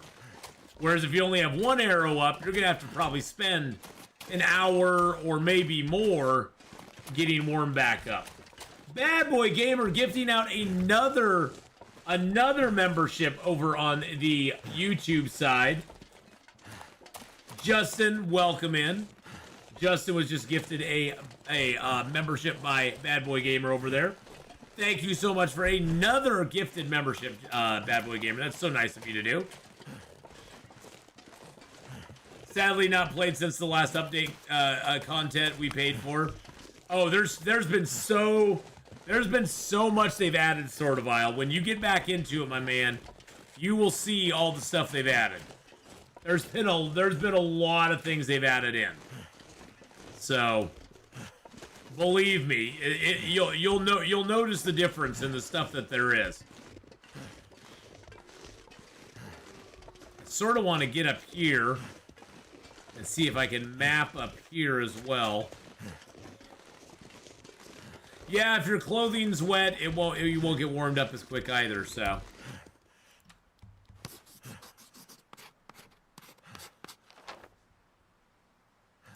Yes, and please do go check out Bad Boy Gamer's channel over on YouTube, boys and girls. Even if he wasn't gifting subs, I'd still be telling you to do that, because he's always been an awesome dude, a good supporter of the channel.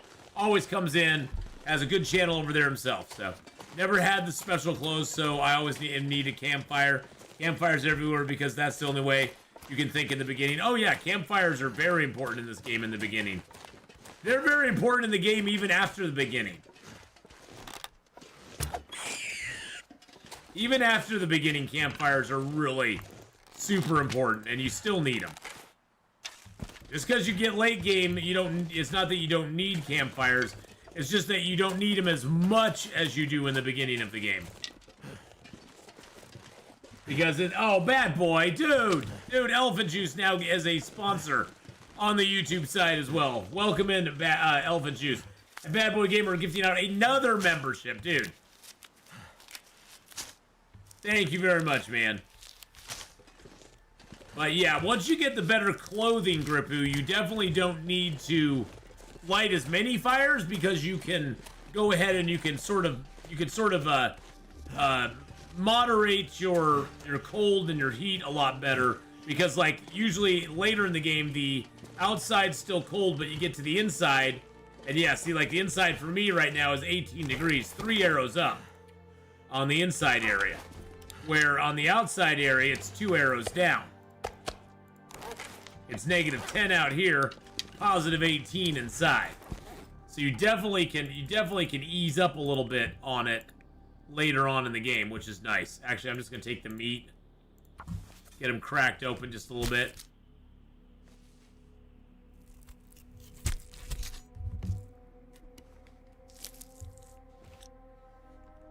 Now there is a way.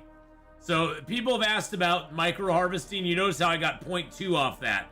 You just have to wait longer the animation, or if you want to micro harvest, you can still do it. You can crank that up. So you can crank it all the way up, lower it down to 0.2. But see, technically I haven't cracked open the carcass yet. It's still not been opened. You gotta wait for the animation to stop before it's open. You can still technically micro harvest your animal. Now I can take 0.2 pieces off of it every time if I wanted to. But I'm not going to.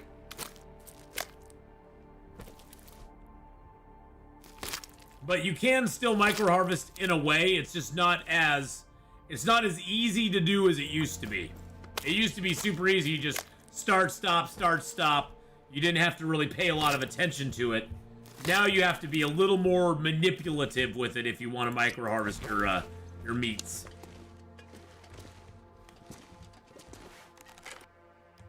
Can I get a Maglin's fire? Heck yeah!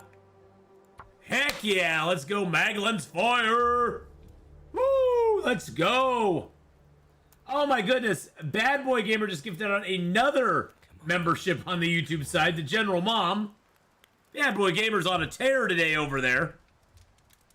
Thank you for all those gifted memberships. Welcome in all you new members. Welcome on in.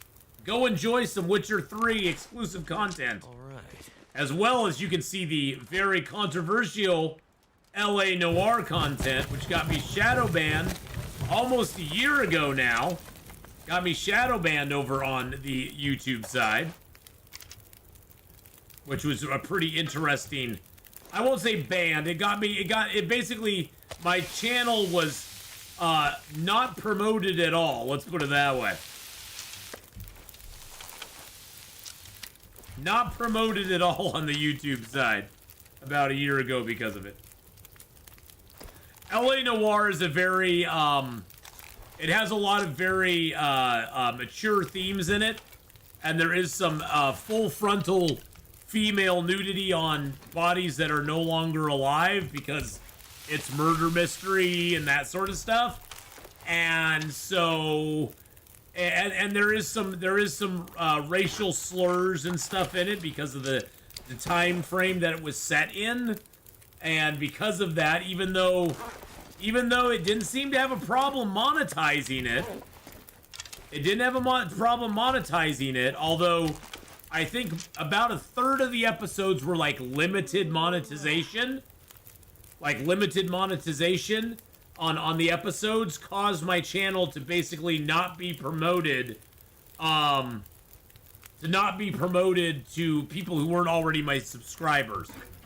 So about a year ago to the day, Bad Boy Gamer gifting out another membership on YouTube. I don't even know who it's to. It's finding somebody. Wesley Kane, welcome into the Athpack. So my channel was just not being promoted at all.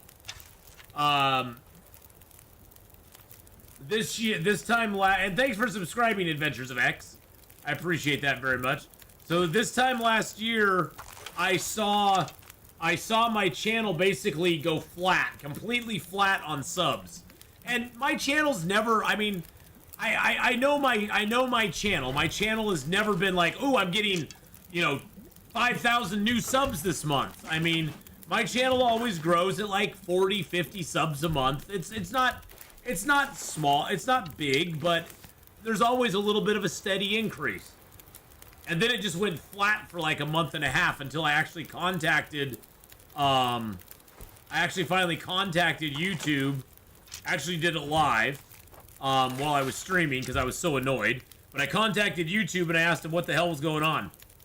And then amazingly, after I did that, I think by doing that, because see, I think that YouTube has, it's not like there's a person sitting there watching all your videos.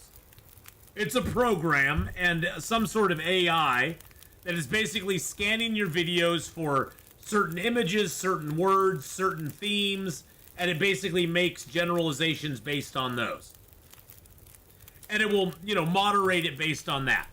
And so I think by contacting them, I sort of forced it to take another look at it. Either the AI took another look at it, or somebody manually reviewed it. And so that sort of cleared everything up, which is all I wanted. I mean, that's all, and my channel started growing. Amazingly, my channel started growing again about 4 days later. Shocking, I know. It was shocked me too. Shockingly. So, it just is what it is. I wasn't mad. I was more just kind of annoyed that, I think the AI helper that I got a hold of, sort of more annoyed me than anything else. because basically the bot was telling me, well, you know, we understand that growth in your channel is important to you, but you know, do you know how to look at your analytics? Bad Boy Gamer just gives out another membership to Marilyn M. Thank you so much for that as well. Good God, Bad Boy Gamer. Thank you so much, man. You don't have to do that. I appreciate it so much. But when I talked to somebody in chat, it was like it was like asking me, so do you know how to look at your analytics? And I'm like, I've been doing this for 6 years. I know how to look at my analytics. I know exactly where my channel is at all times. I may have been born at night, but I wasn't born last night. So, you know, it was asking me that, and then it was I loved when the AI helper that I got a hold of, because I'm sure I was not talking to a, you know, the chat help was not a person. I'm pretty sure it was AI responses to whatever I was asking it. But you know, it was like you really, you know, you just need to learn what your audience is wanting to watch, and that will help your channel grow. And I was like, I'm sorry, I've been playing Long Dark on my channel for like 6 years now. I think I have a pretty good grasp on what people like on my channel. Got a pretty good grasp on it. AI, thank you for trying to help me out, but yeah. Was I really born at night? I have no idea if I was. You hate speaking to AI customer service? Give a human being a job. Exactly. Give a human. If I can get, you know, adventures. If I can get a hold of a actual human customer service person, even if I'm like completely upset about something, I will try to be as nice to them as I possibly can be, because they most likely will be able to help me. They will be able to help me in a way that probably nobody else will. Total Blood Rain with the 9 months.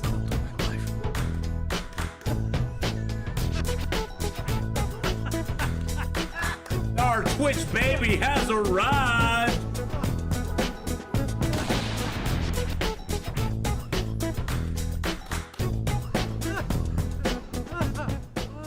Total Blood Rain, thank you for that 9-month resub just resubscribed for 9 and Bad Boy Gamer, thank you for dropping those. Thank you for dropping those.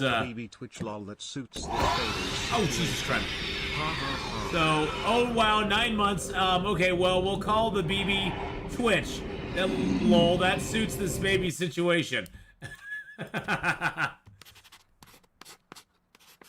Yeah, exactly. I'm just like, you know, most of the time when I get online with customer service people, I'm like, look, first of all, I just want you to know I'm not upset at you at all.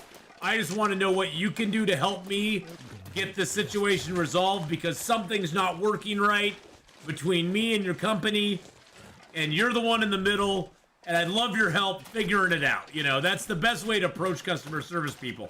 It's the whole thing about you'll attract more honeys with more bees or more flies with honey than with vinegar. Yeah, I would rather get a human. I would rather get a human helping me any old day. Any old day. And I try to treat them really nice and be, you know, and you know, even if they can't, even if they ultimately can't do a lot for me, even if they can't do that, even, you know, because a lot of times there's nothing they can do. But even if they can't do something for me, at the end I'm like, hey, thanks for giving it a shot.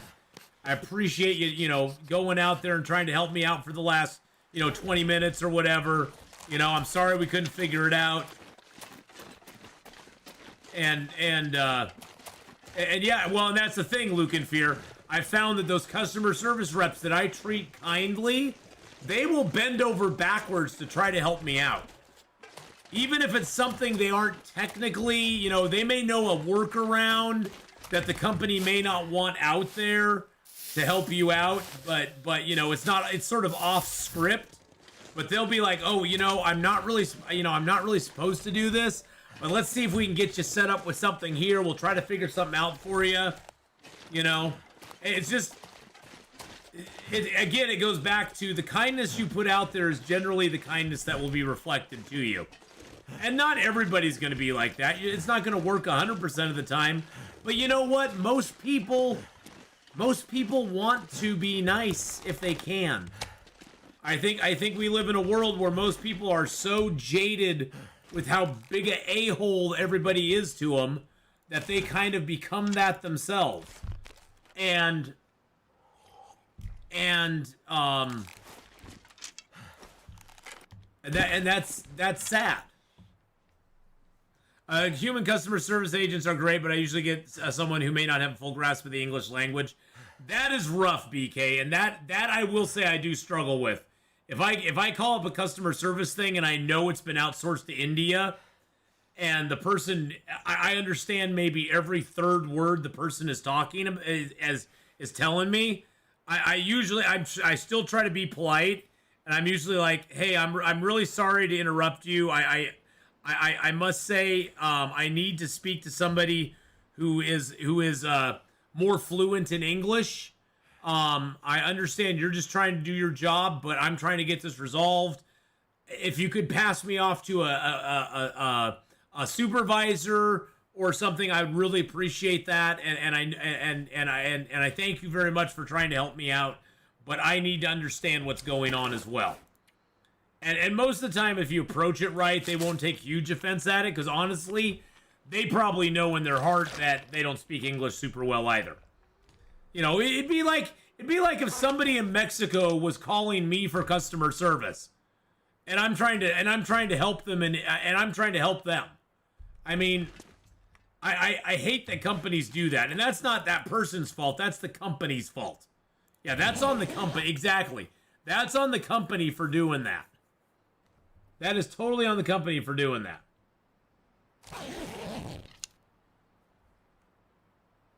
That is definitely not the person's fault that the company is, you know, like, we're going to outsource it all. You know, I've talked to some very nice people locally lately, so I've actually had some good experiences here in the last, I don't know, year or so. I sort of want to build a fire. And cook these taters. Maybe make up some of that. How much fuel do I have right now? I don't have a ton of fuel on me, though. So I think we'll hold off on the fire for right now. I'm going to pass a little time, because I want it to become more daylight out. And then I can sleep off the rest of this.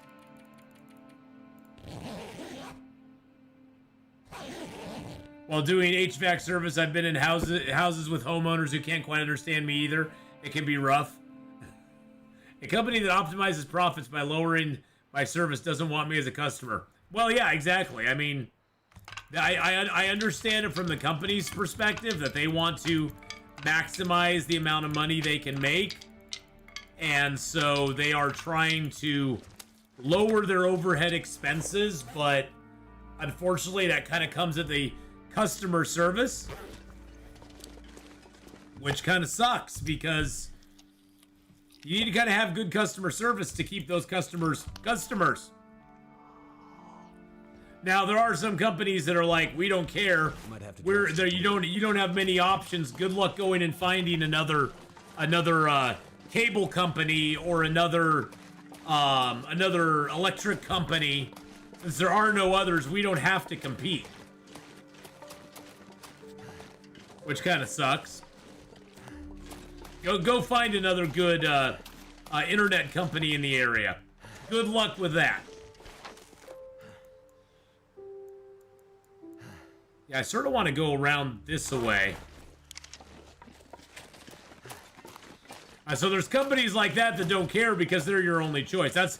I hate monopolies on stuff. I mean, even when it's a regulated monopoly, like most power companies are, and I mean, let's just be honest, most cable companies are too. I mean, there's not a lot of options when it comes to cable in your specific area. There's just not. There's a bunch of cable companies out there, but options in your local area are pretty regulated, and they're pretty slim. You can either get the really good cable company, or there's like 5 mediocre cable companies that you can get very low uploads and downloads with, and kind of all suck.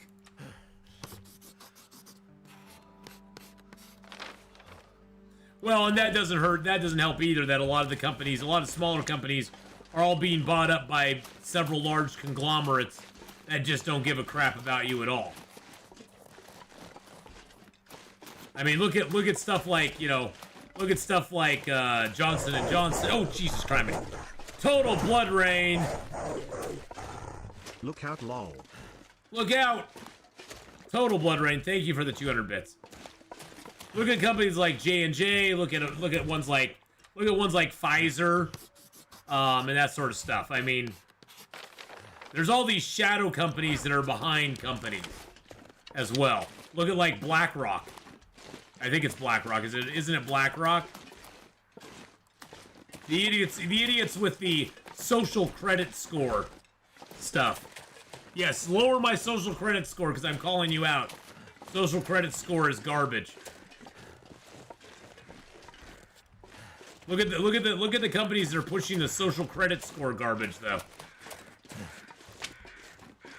I mean, good God, Black Mirror was a predictor of the future. What is social credit score? Well, it's already really active in China, and it's what's bringing around all the garbage that we have on television and movies, and why companies are doing stupid things these days. Because they are all beholden to these creditors that basically tell them you have these values and espouse these values, or we'll downgrade your standing. We'll make it so you have a hard time doing business. And so most of the big companies acquiesce and bow down to them. And you know, I hate to get into conspiracies, but they want it. They want us. They want. There's things in China that you cannot get loans for if your social credit score is not high enough. And that's by talking out against the government. That's by having certain points of view, certain opinions. I mean, it's basically an idea where you regulate opinions and you punish people who have the wrong opinions, and through that you get to control them. And I know that there'll be people in chat who are like, that doesn't happen. Oh, it happens. Look at cancel culture. Look at people who've lost everything over. Look at people who've lost everything over saying the one wrong thing on Twitter. That's just the tip of the iceberg. Tip of the iceberg. So, you know, what you can do is you can stand up and say no and just refuse to be part of it. But Black Mirror, again, Black Mirror predicted it. Black Mirror had a whole episode of where people were like all judged by, you know, how many likes they got on social media stuff, and everything they did was all about likes, and the more people who liked you, the better score you got, the more popular you were, the better things you could have. Oh, that's what social credit score is all about. That is social credit score right there. And then there was that one trucker lady who like had the worst. You know, she was like a 1.5 star, and she couldn't get loans. She couldn't do anything. But that's basically a social credit score. If you want to get a visual representation of it or see it in like a show, that's what it is. For that. It's scary stuff. Coming to a town near you. I got these 2 books, and I don't want to read them really, but they'd be kind of fun to read. I don't really need to read them. Okay, let's drop these taters. Potatoes. Let's boil them, mash them, stick them in a stew. Oh yeah, that's why a lot of them are. I mean, you know. And then there's other companies, Disney, that are not Disney, that are not fleeing China. Although China wants nothing to do with them anymore. I keep them even though I'm ruined, yeah. Even though they're ruined, because guess what? They turn into cooked baked potatoes, baby. Oh, yeah. Let's eat some baked taters. Potatoes. See, look at that. They turn into baked taters.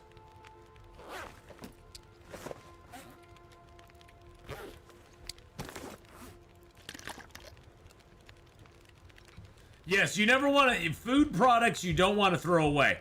Even like canned food or any of that sort of stuff. You never really want to throw it away because it will provide you sustenance later on.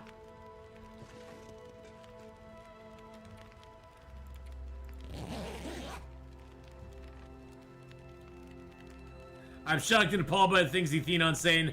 I in no way endorse and condone what he is saying. I do not want his thoughts and opinions held against me. I am sorry, AI overlords. Hey, you know what?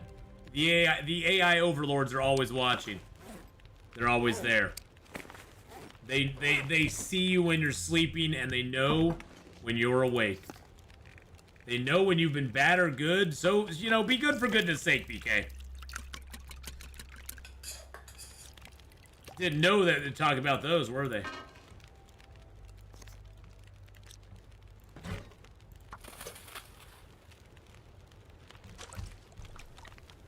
Except sardines? No, you always keep the sardines.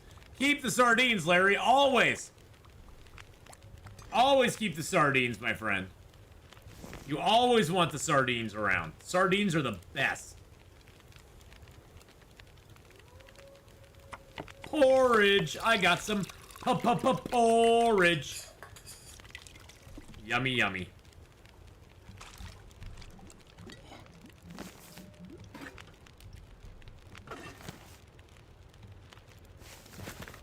Alright, let's grab a torch out of there.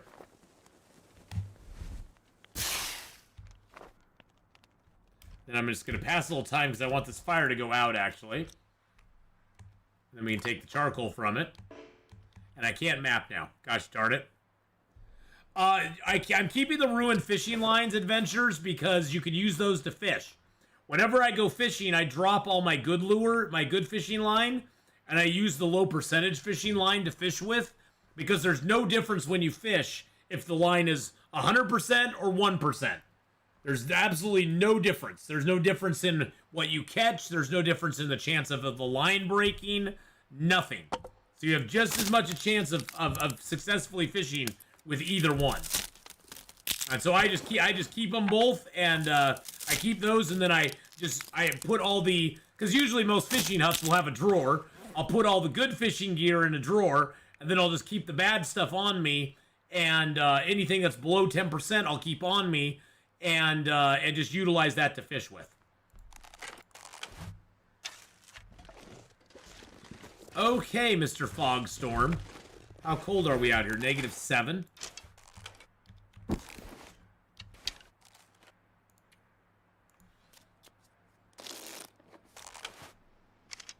Really?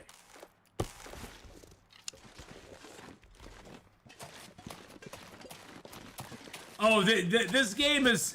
There's so much minutia that is in this game, Adventures of X. There's so much stuff that you can... I mean, I still learn stuff every once in a while, too. Believe me.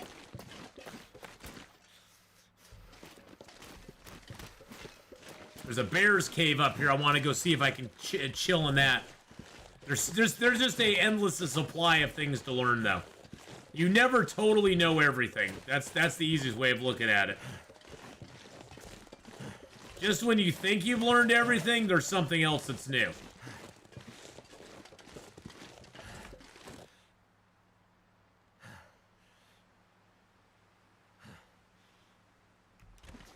I don't hear anything. There's the bear's right. The bear's cave is right up here, so he could be anywhere here. I thought that was the bear for a second.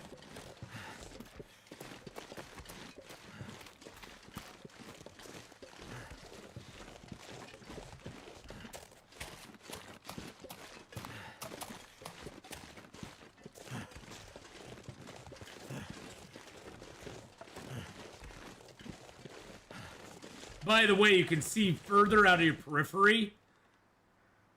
See how I can see on the left side of the screen, see the fence? I can see how far I can see if I'm looking straight at it. I can't see it, but if I'm looking to the side, I can.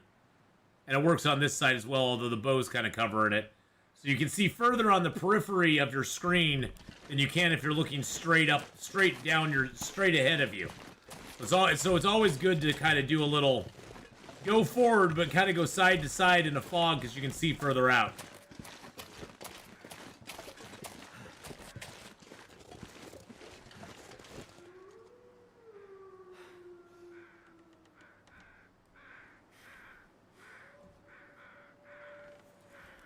Hey, Larry. Hello in YouTube land. If you're seeing this and you have not hit the like, please do so now, and that'll help the channel make Atheenon happy. And a happy Atheenon streams more. Yes, I do.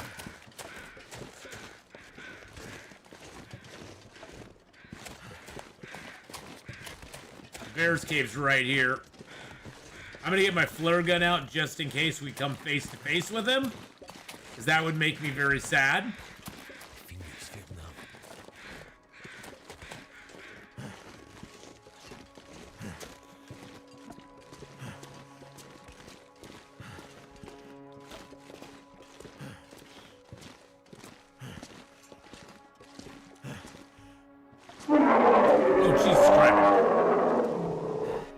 Thank you for the bear apocalypse there, by the way, BK.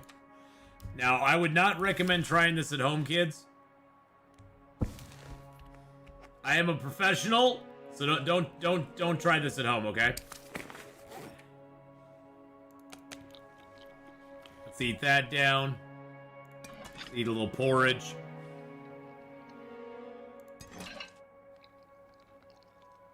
Hey, we got porridge in a bear's cave. Get it? Porridge. We're eating porridge in a bear's cave, okay? Is there bones in here anyway? Is there bones in this cave? I don't see any bones in the cave, so maybe the bear's not here. Either way, we're gonna crouch in the back here.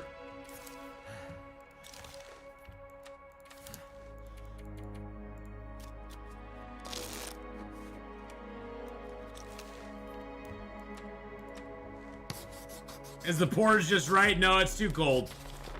It was too hot, and then it was too damn cold. I honestly don't think the bear's gonna spawn in here. But I'm gonna protect myself. Is there anything else I can do besides pass time? I could read a book. That'll use up less calories and stuff.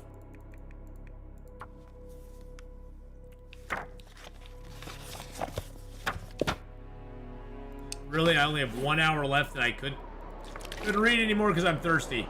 Well, I won't be able to read it anymore now because it's windy and stormy out. That will preclude me from reading it more. So that's 2 bears that I have not seen any sign of at all.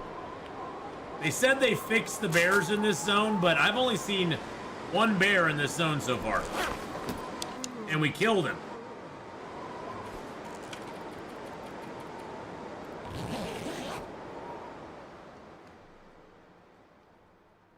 So...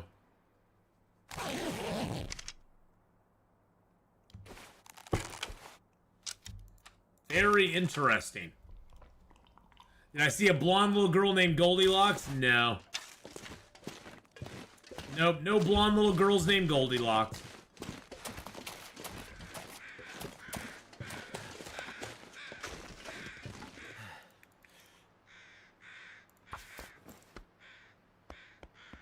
A Thelox?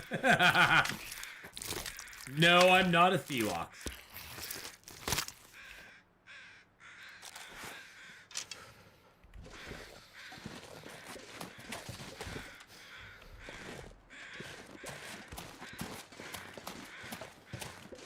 I'm gonna climb up on this and try to get a mappity map. I think I can get up here. Can't feel my feet. I know, buddy. It's okie dokie though. Life will continue on. If your feet are still there, that's the most important thing.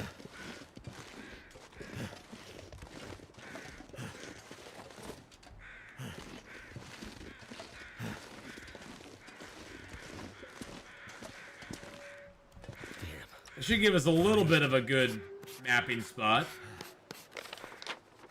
Okay, that helped a bunch. That was decent.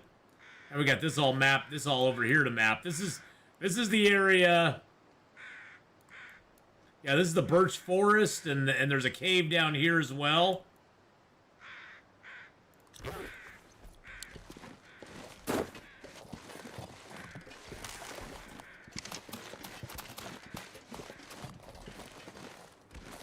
Just crouch down that. There we go. A bundle of wool and a snowbank wearing a black toque and surrounded by crow feathers. Pretty much. Let's go ahead and just do that there. We'll go inside here and get warmed up again. You lose so much health mapping on Interloper. That's the one frustrating thing about Interloper is you lose a lot. You lose a lot of health doing it. Is that that's a hide that I have. I should have dropped that a while ago. I am going to actually rest in my bedroll right now.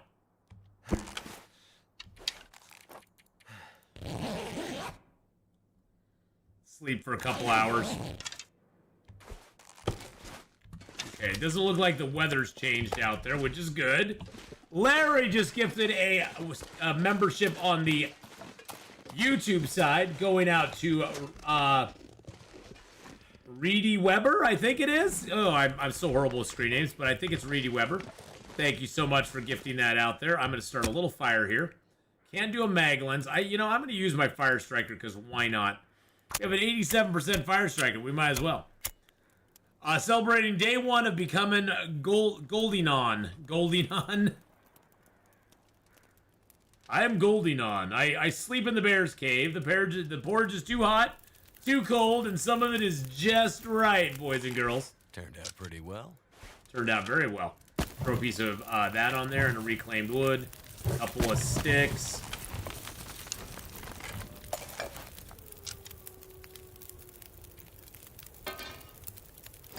Get a little more porridge going. Now, porridge will actually give you a warm-up bonus if you eat it.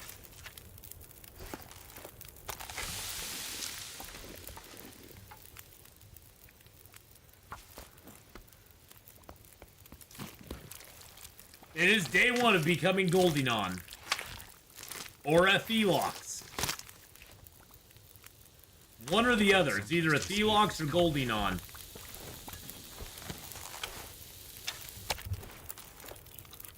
Achievement unlocked, Goldeenon.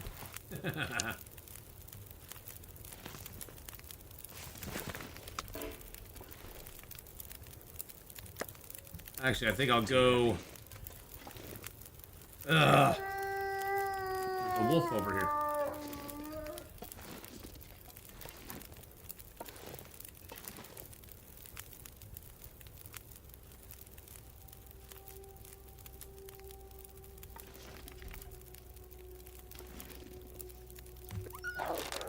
Oh, man, I was gonna snipe him. He saw my fire.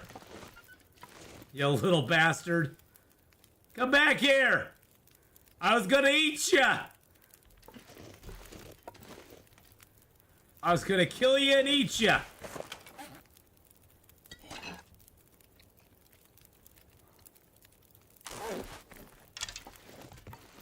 Shh.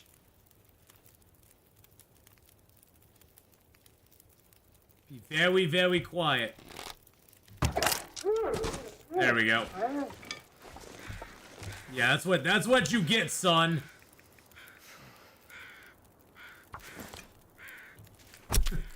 That's what you get, son. Ooh, what kind of big name sponsor are we aiming to partner with? I don't know.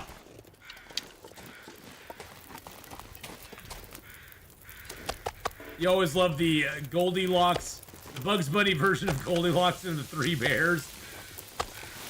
I don't think I'm familiar with that one, Kenneth. At least I'm not remembering it off the top of my head. Cold is making my head feel thick. Well, this cave seems to be secure. I'm gonna drop that here and the hide here. And with that, the bloodthirst of Goldeenon was discovered. All the animals now fear Goldeenon. Faith! Hello, Faith. How are you, darling?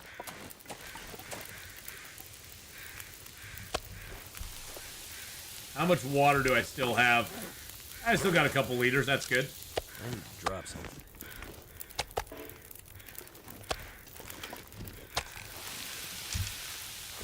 I honestly do not remember the Bugs Bunny version of Goldilocks. I really don't. Hey there, hope you're having a good day. I am having a good day. I am having a very good day, actually, so.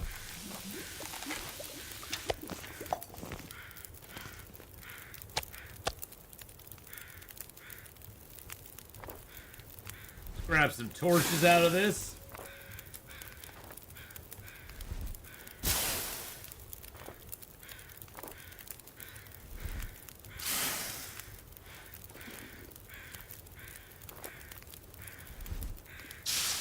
Stay a little bit out on this side. See, if I nestled too far in this rock, a wolf could come around this corner by smelling me, because I have this meat.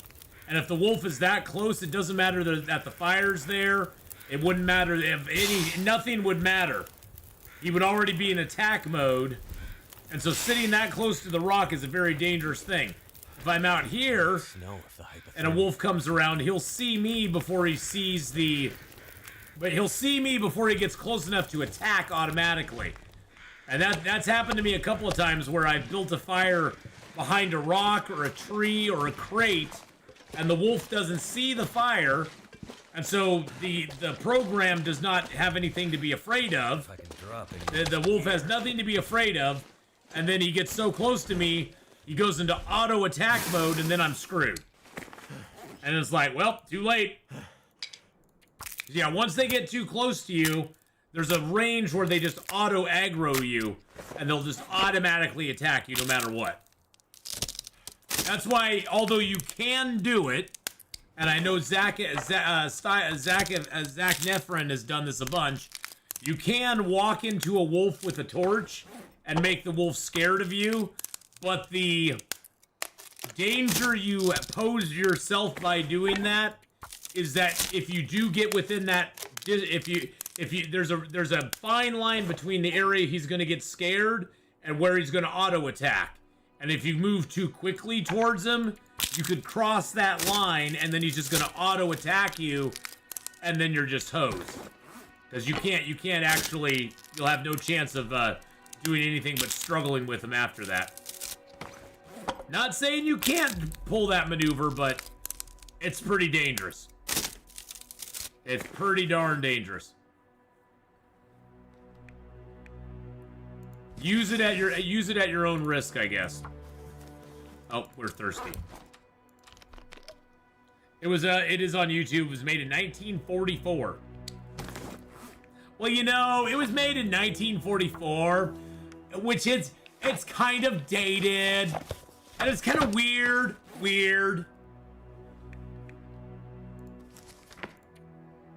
What an unlikable human being. Hey, gunsmithing too. What an unlikable human being.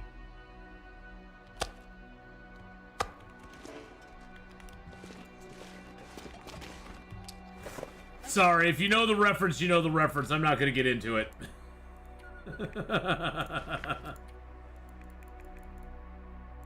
Rifle firearm, let's read it, baby. All right, I need to get my water back on me again. I nailed the impression. Good. I hope I did.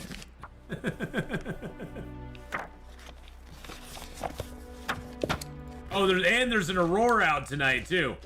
Oh, and hey, rifle firearm too. Now we have some books that are free burns. Oh, you got a link? You got a link for it, Kenneth or Larry? A link for the Bugs Bunny?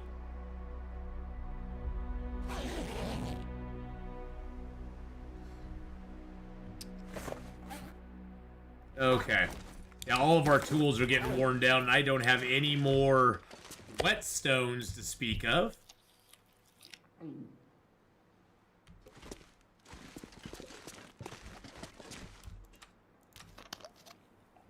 Now we should have a little bit of charcoal out there that we can harvest. I got 3 on me right now. Let's get our bow out.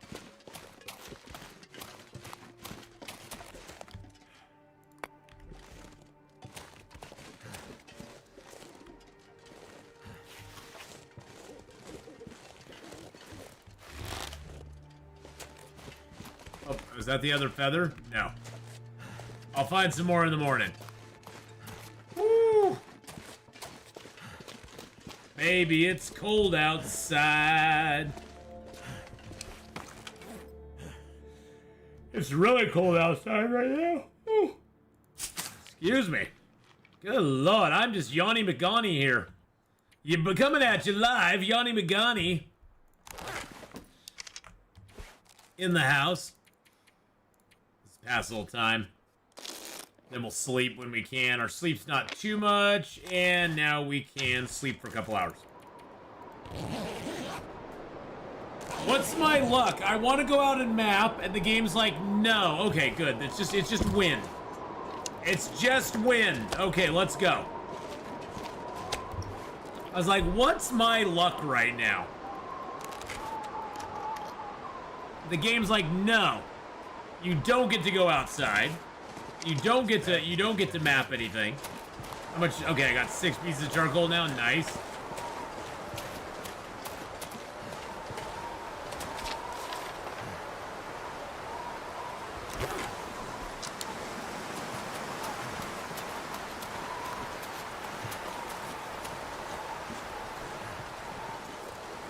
Abu daggy, bog. I want to go back down here because we don't have this area right here mapped up. Okay, there's a wolf. Hello, wolfie boy.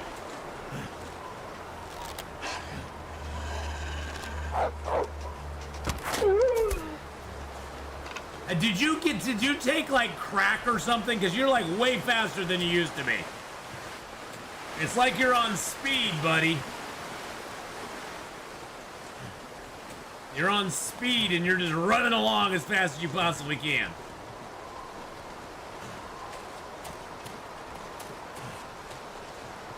Can't feel my hands.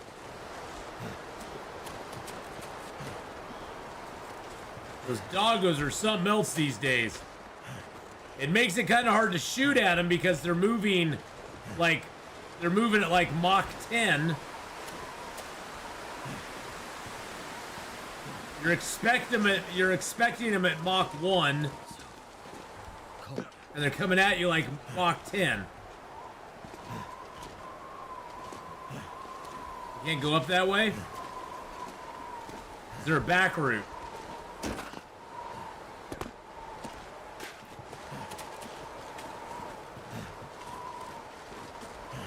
Is there another way up? The top of that pinnacle there.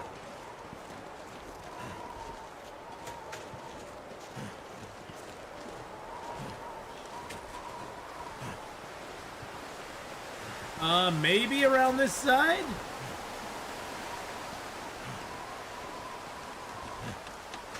We'll see. Hey, DTK, how you doing?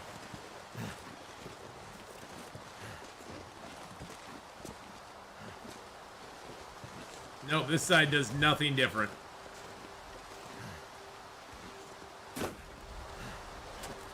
Not a darn tootin' bit of difference. Oh well, we tried.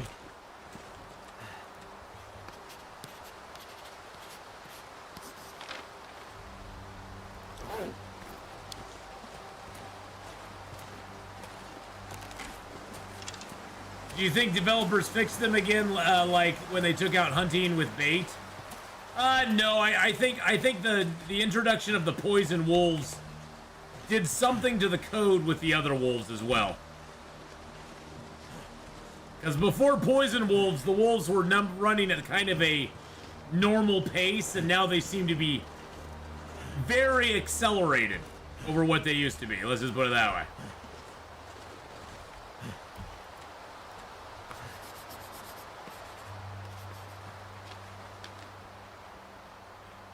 Okay, so that gave us that. That area right over there still bothers me, though. I'm gonna do one more little mappity-boo up here. I started a new run because my old save got corrupted somehow, and second prepper catch I checked had the prepper's pie. You know, DT, I was just as lucky. I got the prepper's pie out of my first cache I went into. The first one I went into, I was like, holy crap, there it is. I was like, yes. Give me that prepper's pie, baby.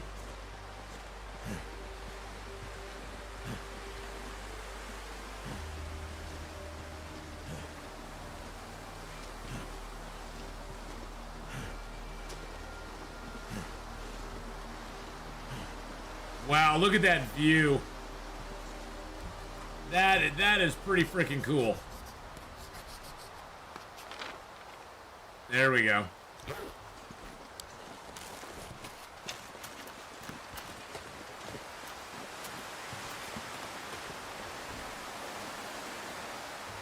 Yeah, you can see all the way down there. There's the barn and farmhouse area over there. Stomper, how you doing? Hello, hello.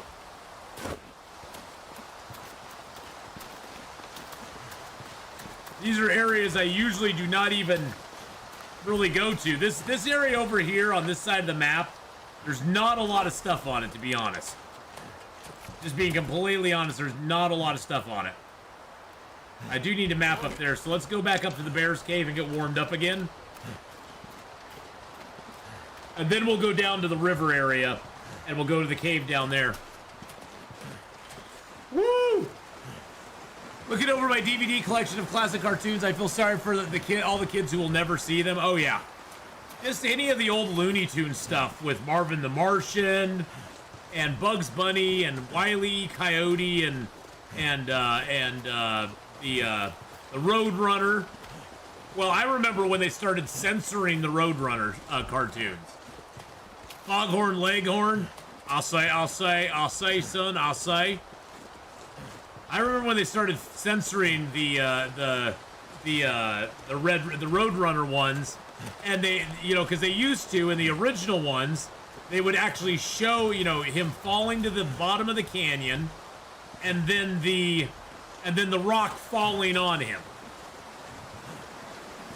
And now they basically just show him go off, and a little poof of smoke comes up. Like, yeah, when I was 8 years old, I really thought that if you fell off a cliff and hit the bottom of a canyon, you would be just fine, and you'd just make a hole in the bottom of the canyon, and then if an anvil was dropped on top of you, it would just cause a little lump in your head. That's how stupid I was. I thought that was actual reality. I thought that's what would actually happen. I thought that's what actually would happen. Now Bugs would be labeled a bully.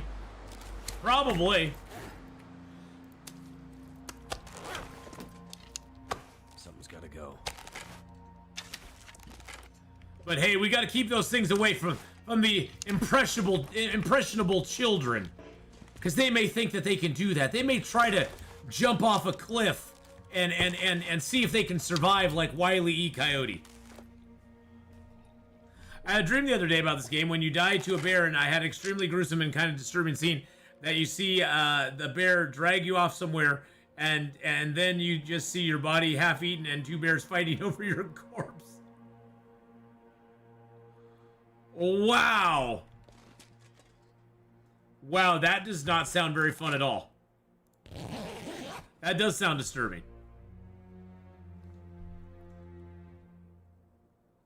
That does sound terrible, DT.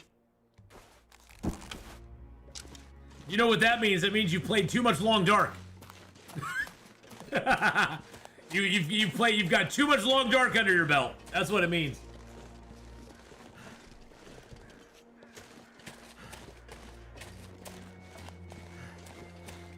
I know what that's like. You know, I for a while there, I was super huge into Halo 2. the clan battle mode, the online, you know, player versus player, and you had clan battles, capture the flag, and you know, that sort of stuff, slayers and stuff. I was into that really big time. I mean, I played so many hours of Halo 2 to the point where, you know, and I was also at the same time I was doing, that's around the time that I was working for the newspaper, and so I was out at really early hours of the morning, and one morning, oh, there's ptarmigans here. How did I not see that? And one morning, I was driving down the road, and I saw somebody in a Jeep coming towards me in the dark, and my first thought was, oh, did I just lose an arrow? Oh, no, it's right there. My first thought was, I hope he doesn't have a gunner on his turret of that warthog. Because that's all I saw when a Jeep was barreling towards me, was I saw somebody coming at me with a warthog. And I was just hoping and praying that there was no gunner on that, no gunner on the warthog. What's my opinion on seeing Master Chief's face? It's the same. It's the same as the Mandalorian ever taking his helmet off. It's the same as Kylo Ren ever taking his helmet off. I think characters that have helmets on should leave them on because that's part of their character. Part of the mystery is not knowing. Everybody these days seems to have to know what's going on. They have to know the origin story. They have to know the reason behind. They have to see the person under the helmet. You know why I love the Judge Dredd movie, the Dredd movie with Carl Urban so much? He never once took his helmet off in the entire thing. You saw him put his helmet on at the beginning of the movie, and his helmet never came off the entire movie. That is Judge Dredd. He was the character. It wasn't about the actor. It wasn't about him getting his prostate, having you know, hot air blowing up his prostate. It wasn't, you know, it was about the character, and he honored the character. Big props to Carl Urban for being a good enough actor to go, you know what? I'm gonna let my work speak for itself. I don't have to be the limelight star and have my face shown on everything.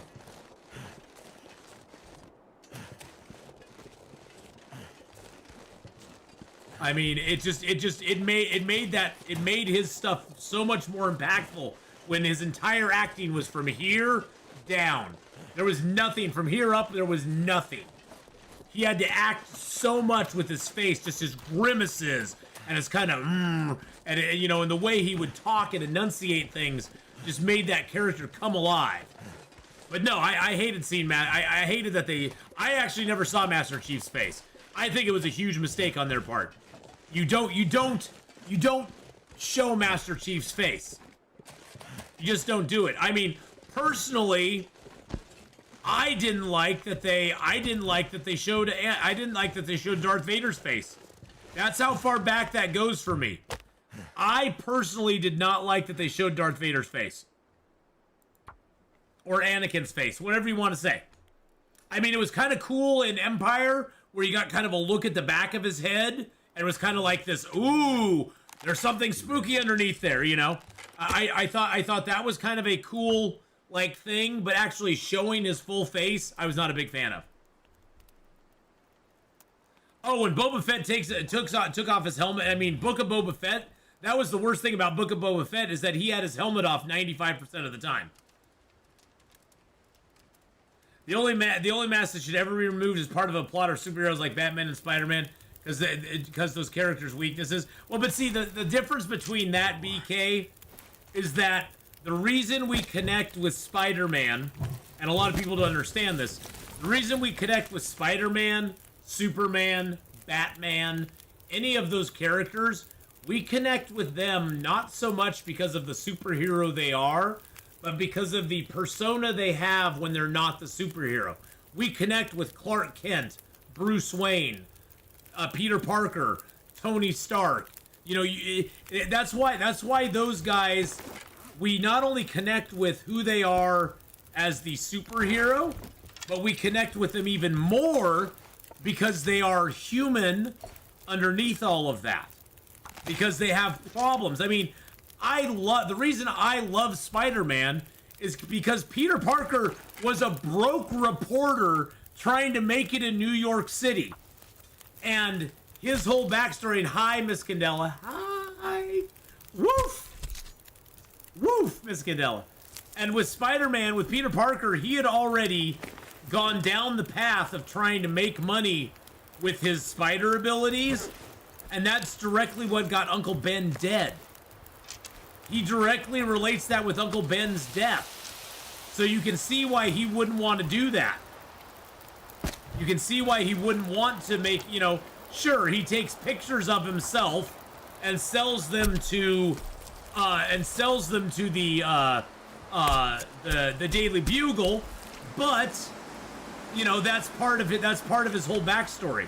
That's part of the charm of him, is that he has that sort of I wouldn't say it's a weakness, but he has that humanity about him that we can all relate with.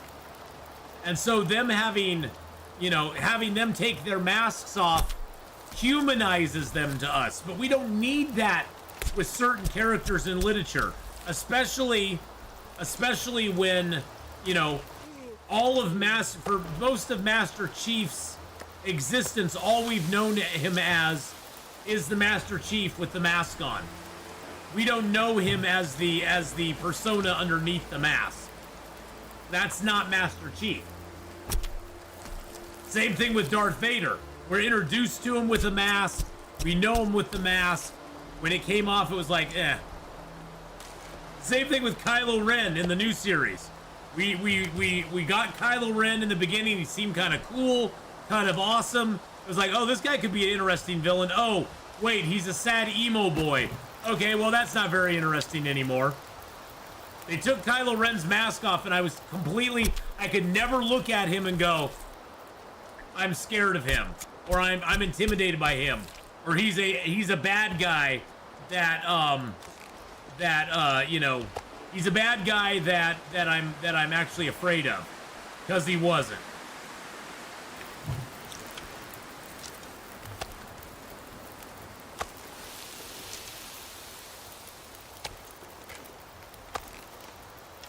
But there's certain characters, like again Judge Dredd. They should never take their helmet off.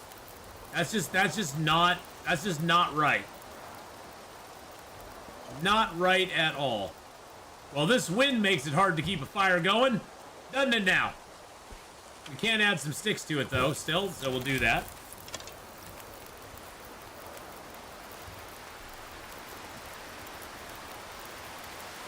Well, the problem I had with Kylo Ren, well, I mean, I have major problems with all of the sequel trilogy. But the big problem I had, I thought out of all the characters in that sequel trilogy, the two most interesting to me were Finn and Kylo Ren. And they sidelined Finn for whatever reason. Mainly because they changed directors. They had no idea what they were doing with the story plotline or anything else. They sidelined Finn. Didn't make him a Force user like I was hoping they'd make him. Well, and then Kylo Ren, they turned his character just into like this sad emo boy with daddy problems, and he just became a very uninteresting character after that. He went from being possibly a very complex character with complex reasons why he would turn to the dark side, because with most dark side characters, the most interesting part about them is not that they're dark side. The most interesting part about them is how they were seduced into the dark side. Because most of the time, a lot of it is a lot of it is like trauma, sad, you know, like a sad story background. You can almost empathize with why they turned to the dark side. Although in the end, you realize they made the choice to go down that path. Anakin made a choice to go down that path. And with Kylo, they just kind of made it like, oh, he just has daddy issues. Don't worry about it. It's fine. And I was like, oh, okay, well, that's boring.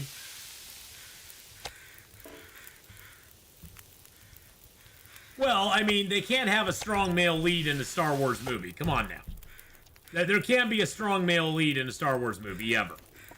I mean, those kind of days are gone. You have to go watch Reacher or something like that to have a strong male lead in anything these days. Because, we have to have all strong female leads, because never throughout the history of cinema to modern day has there ever been strong female leads in any cinema at all.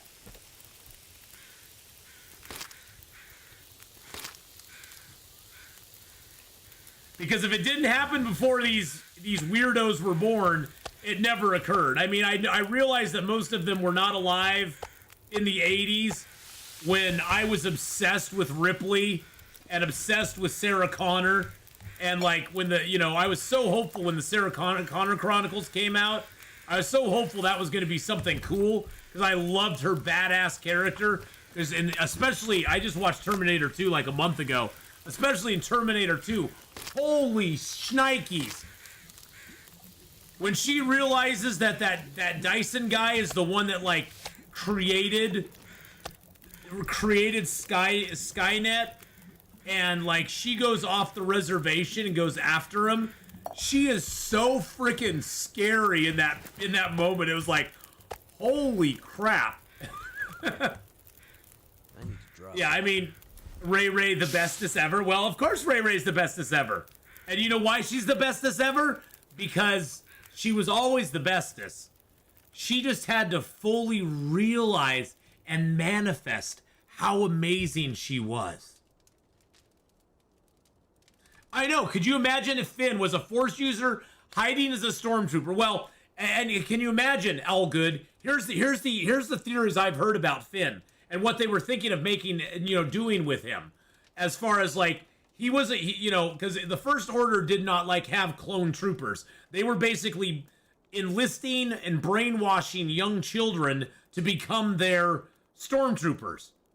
Don't see much correlation between that and 1944. But that being said, they were basically brainwashing these kids into being stormtroopers, and the whole idea was that he was going to be a latent Force user who would actually break his conditioning because of that, turn to the dark side, have to become a Jedi with really no training or anything. And it would have been fine if they had Rey in there as well. I don't care. I have nothing against Rey, other than she's a complete Mary Sue, because she's just good at. She needs no training. She's good at everything.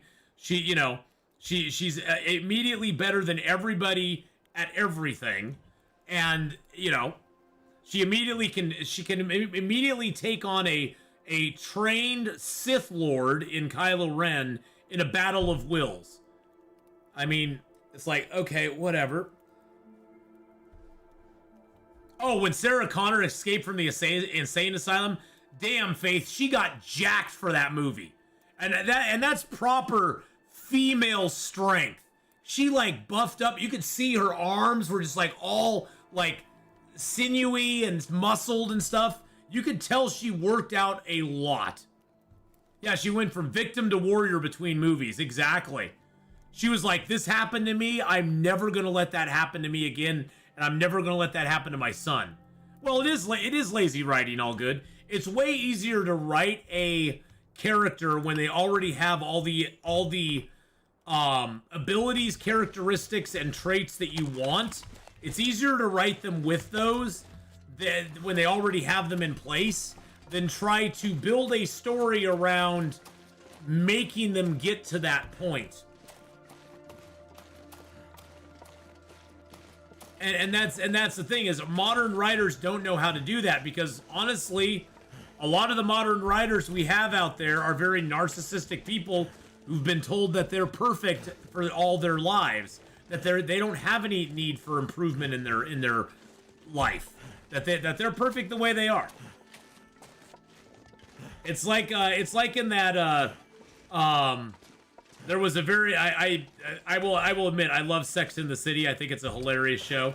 I have problems with it as well, but I love a lot of the stuff in Sex in the City. And there was a scene in Sex in the City where they were over at a friend's house for, I think it was like a birthday party or something like that, and there was this one lady there with a small boy, and she just kept going, "You're my special little prince. You are the bestest thing ever." And blah blah blah. She just constantly was praising her child, this little male child.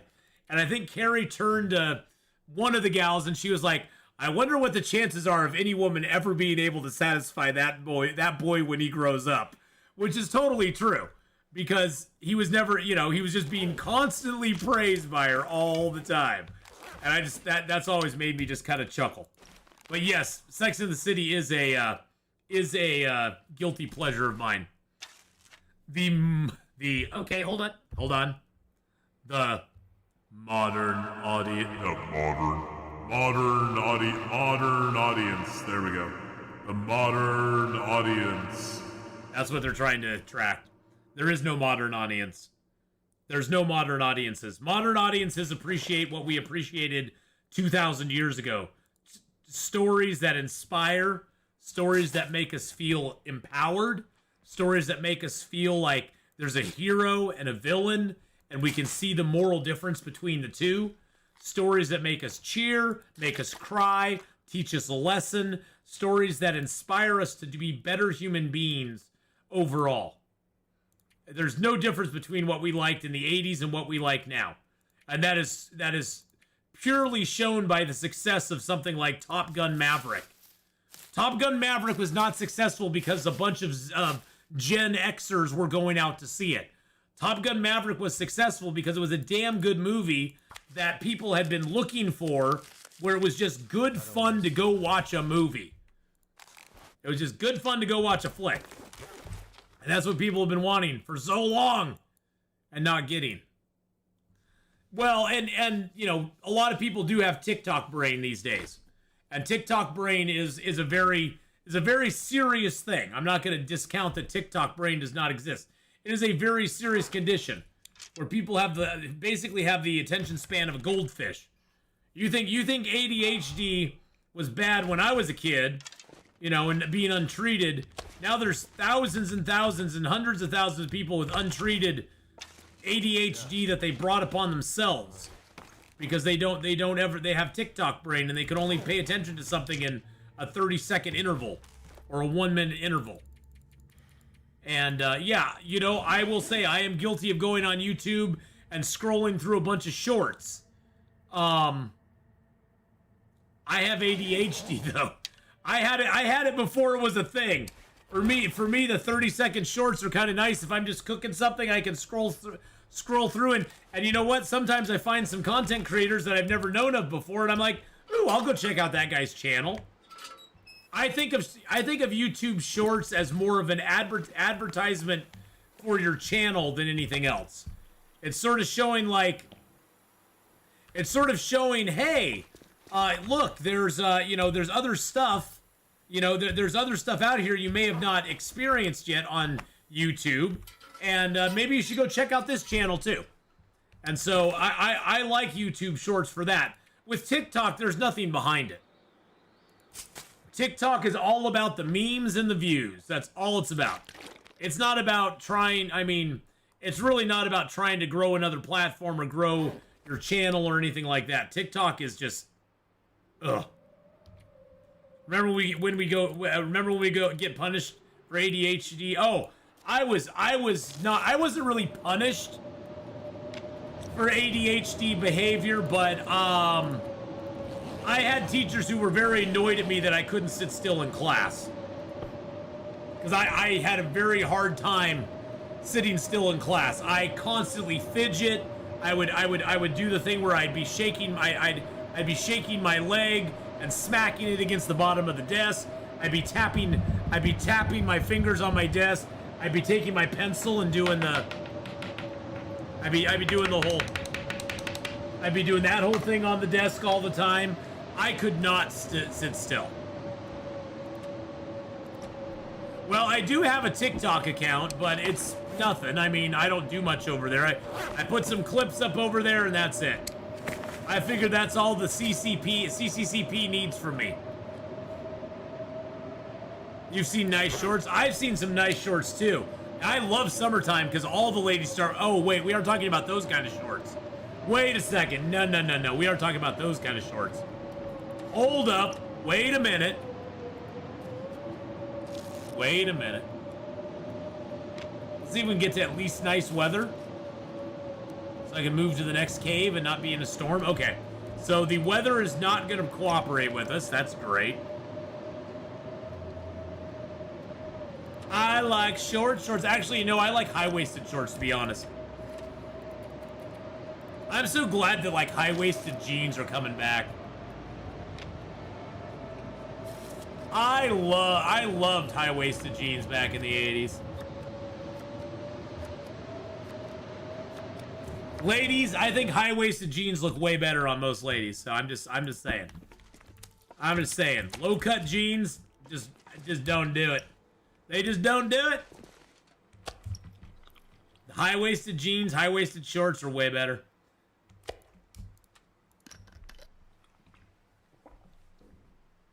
Those low-waisted jeans, they were just basically for a bunch of 304s to show off their ass cracks. Let's just be honest. That's all they were. That's all it was. That's all that trend was. Is everybody wanted to show off their little tramp stamp. You know, there's a reason it's called a tramp stamp. Keep it to yourself, okay? I mean, you know, at least it was good marketing because I knew the people I wanted to avoid. I mean, it was good marketing in that sense because most of those people I did not want to be around most of the time. So I was like, nah, I'm good. I don't need it. Quill just rated us with 37 viewers. Hello. How you doing, my friend? Welcome in everybody from Quill's channel. We're mapping, yapping, and philosophizing with Atheenon today. That's what we're doing. Just some mapping and yapping, baby.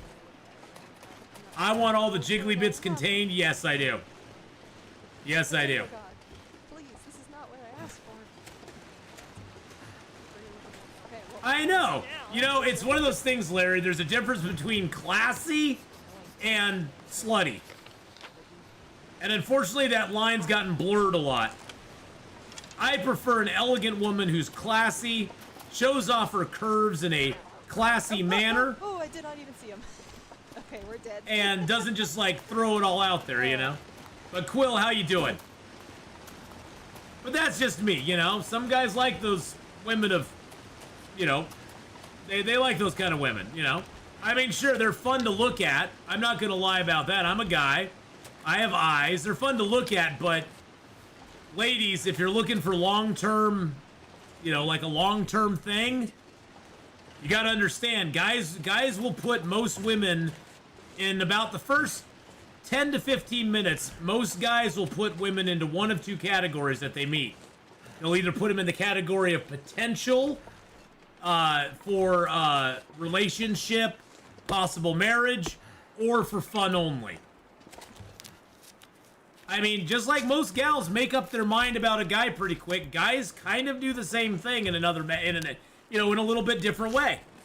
You know, they put women into those categories, and that's just how most people operate. It's not that it's right or wrong.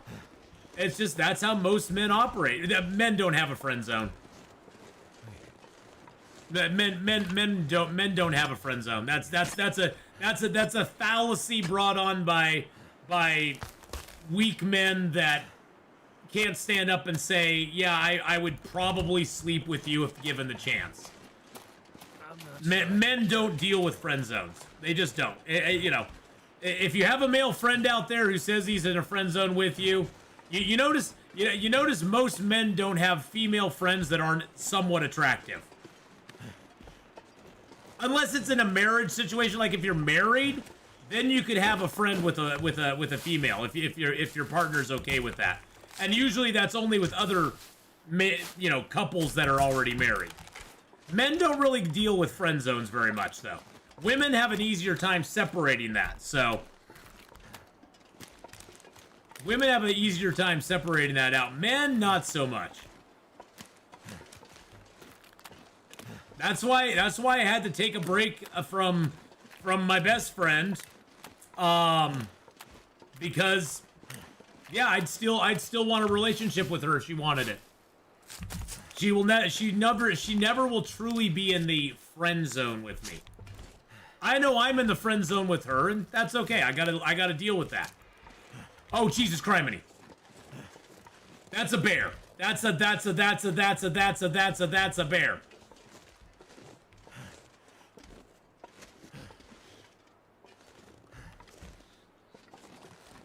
But, yeah, I mean, I've told her where I stand, and she knows where I stand, and she's okay with that.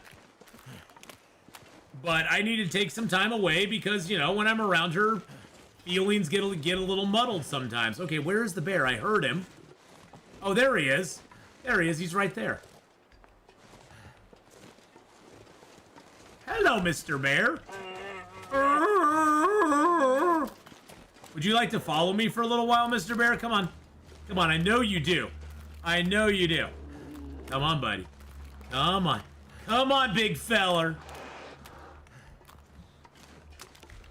Men and women can try to be friends, but you know, they knew it back in the 80s, you know. Look at Billy Crystal, you know. He said it best. Men and women can never be really friends. It just doesn't work out that well.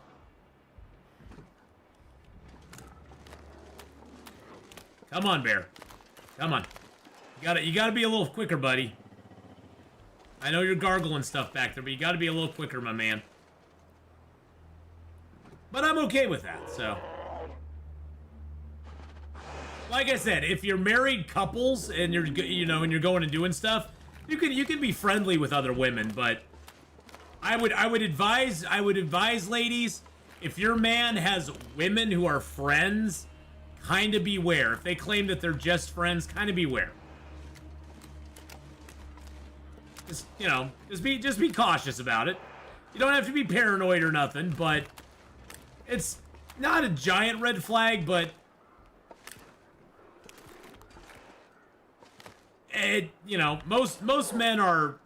most good men, I should say, are pretty, one woman kind of people. We're built for that. We are built for that. I know I am. When I'm in love with somebody, I have no eyes for anybody else at all. Not a chance. Come on, bear. This guy's got to follow us a ways. Gosh dang it. Come on, Mr. Bear. Come on. Come on. Come on. Come on. Come on. Come on. Come on. You can do it, Mr. Bear. You can do it. But, I figure as long as you're honest with the person you're with, it's no big deal. I mean, I've been totally honest with my friend and told her, hey, I still have feelings for you. Just like you can't turn them on for me, I ultimately can't turn them off for you. And I'm willing to, have whatever this is with you, have this friendship with you. But just know that, it's harder for me than it is for you. It's just how it is. As long as you're honest and upfront with it and you aren't playing games, 'cause that's the worst thing you can do is play games with somebody and make them think that you feel a certain way and you don't. So. Okay, here he comes. Here he comes. Good Lord, dude. You're just like being a pain in my butt, thorn in my side. Rules according to the Marines: if you can't eat it, drink it, smoke it, or bang it, kill it. That is horrible. I disavow. Disavow everything. Disavow everything. Because believe me, boys and girls, I have tried for years to be just friends with this gal. I've tried for years, and all it ever brings me in the end is heartache and pain. That's all it ever brings me. We just got to make it down to there. I want to see if I can get this bear to the cave and kill him there. But good Lord, he walks so damn slow. Hey, Ath, yesterday I spent a while dragging a bear. No, men and women cannot be friends. See the above rule. Hey, Ath, yesterday I spent a while dragging a bear all the way from the base of the abandoned lookout to Mystery Lake and the logging camp, only to disappear when I entered the indoors. Yeah, that can happen. That can happen, especially if there's like a blizzard coming on. Especially if there's a blizzard coming on, that can't happen. You don't want to go inside once you kind of got a bear on the hook.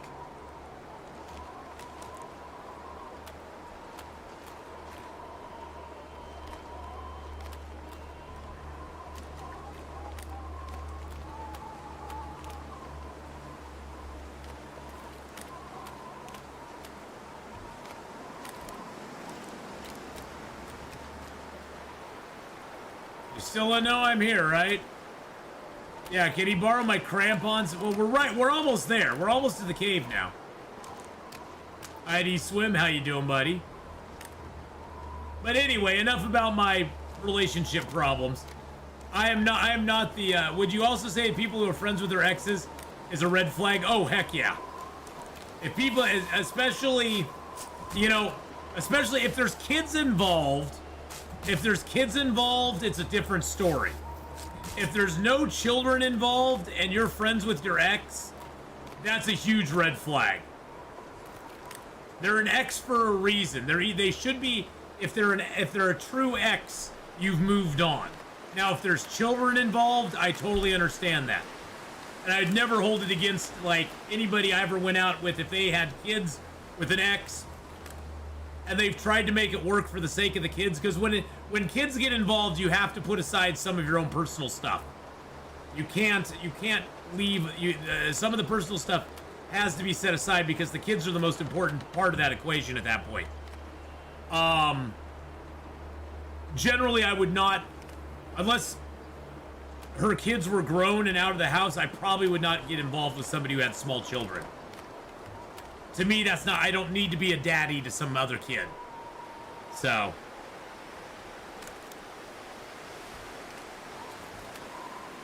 Come on, Mr. Bear.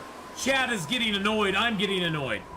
But yeah, people who are friends with their exes and have no kids, that to me would be a huge red flag.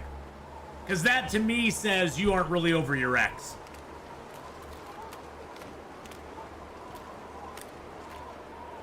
And honestly, I've told my friend that. I'm like, it's nice that you want to be my friend, but you have to realize that every guy that you're going out with now, he feels a certain way about that. And of course, you know, her response is, well, he has no right to tell me who I can be friends with. And he has no right to regulate who I'm friends with and who I'm not friends with. And I'm like, yeah, he has no right to do that. I'm just telling you, deep down inside, he's got a problem with it, and it's going to lead to problems down the road. It just is. You're better off dating if you're dating somebody, you're better off not having me around than having me around. Because for them, it's going to be major uncomfortable.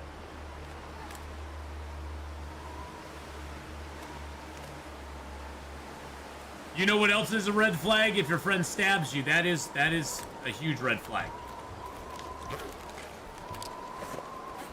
I'm gonna get some health back. There we go.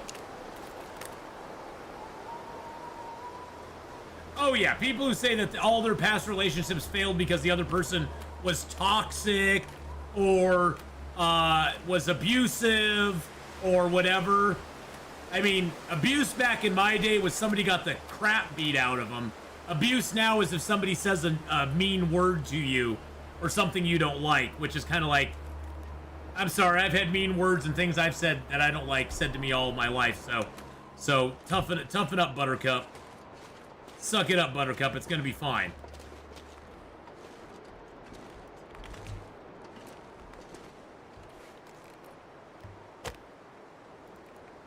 So cold. What's the plan for this bear? I'm gonna bring him back here. Subnautica today or next week? Subnautica will be the final Sunday of the month. We'll start doing some Subnautica.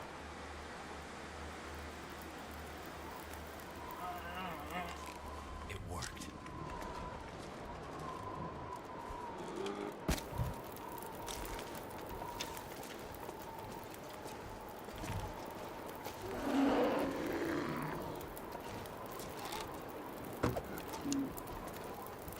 Oh man, and then he just ran away.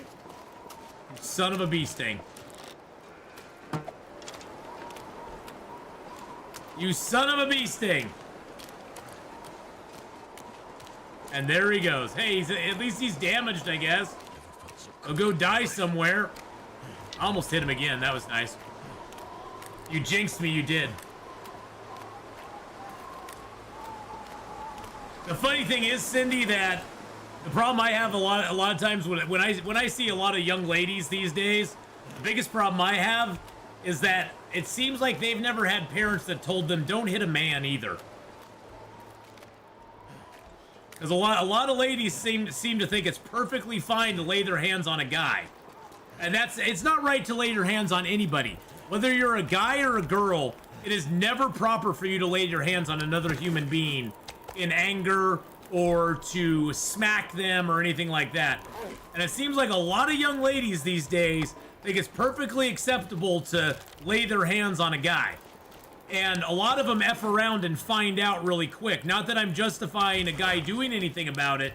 I think that's wrong too, because like I said at the beginning, laying your hands on anybody is bad. But you gotta understand, it also puts a guy in a pretty awkward position, because we're always told, never hit a lady. Well, guess what? If a guy lays his hands on me, I will lay my hands on them right back. Because that is a given in society, that you don't put your hands on another dude unless you're ready to fight him. And so that keeps men very civil between each other. Ladies don't have that, though, because ladies tend to think that they can just put their hands on whoever they want and nobody's going to do anything about it. And if they do, they're going to claim some victimhood from it. And honestly, sometimes I think you have to F around and find out. And there will be a lot of guys out there that'll never do anything. They will let a woman smack them, hit him, whatever. But there are some guys that will just go, no. You smack me, you want equal rights, you get equal lefts. So, you know, I think, and that's a horrible thing to see happen. I think that's horrible for both men and women, though. That's a horrible, commentary on our society where that's become kind of a thing these days. Because back in our day, that was never a thing.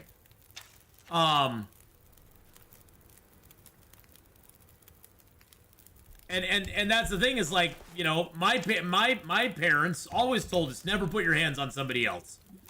It never, you know, defend yourself, yes, but never put your hands on somebody else to solve anything. It just doesn't work that way. That's not what you do. There's other ways to resolve, you know, conflict and resolution and stuff like that. That you don't need. You know, you don't need that.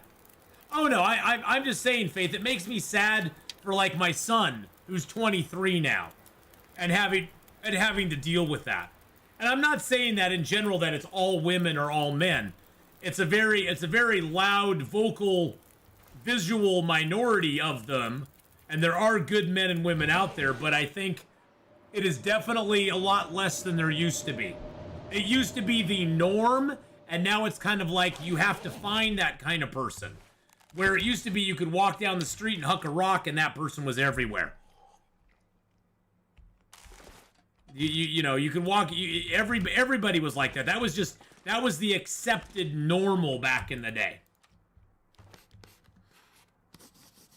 Oh yeah, now, well, why do you think a lot of men are just bailing out of every, you know, they're just bailing out of like, that's weird. So I have no charcoal on that. They're bailing out of the dating scene.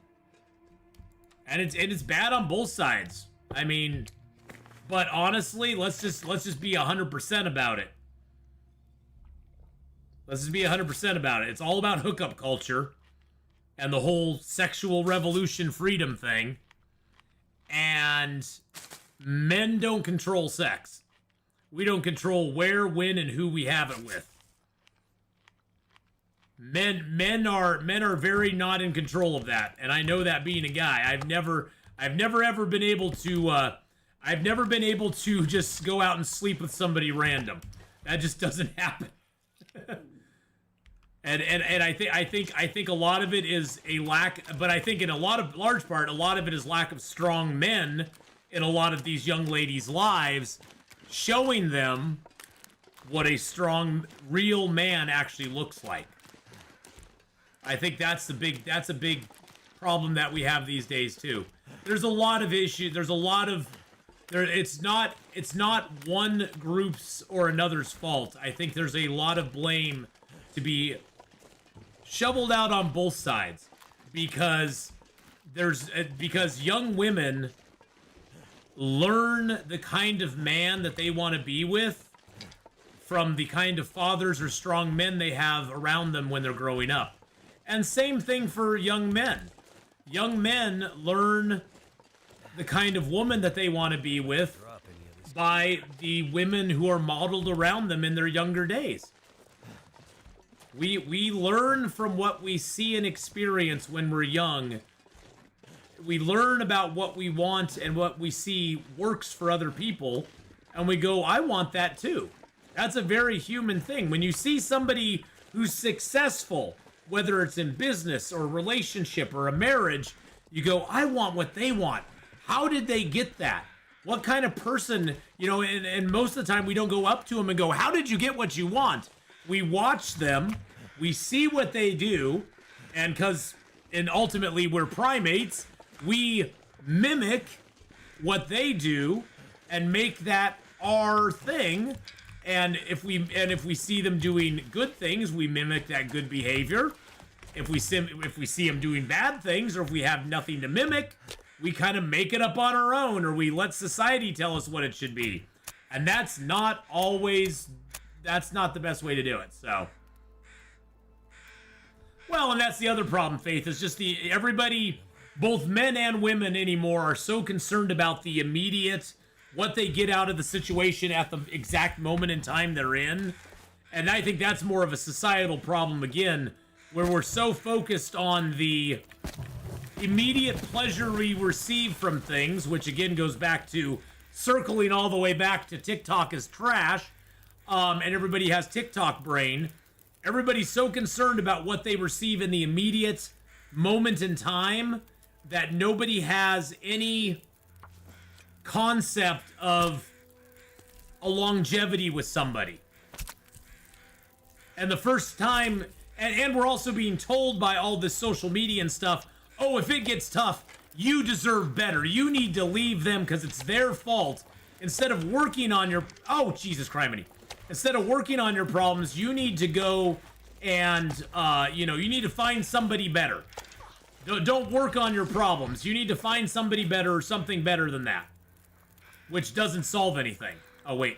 Yeah, that doesn't take care of that.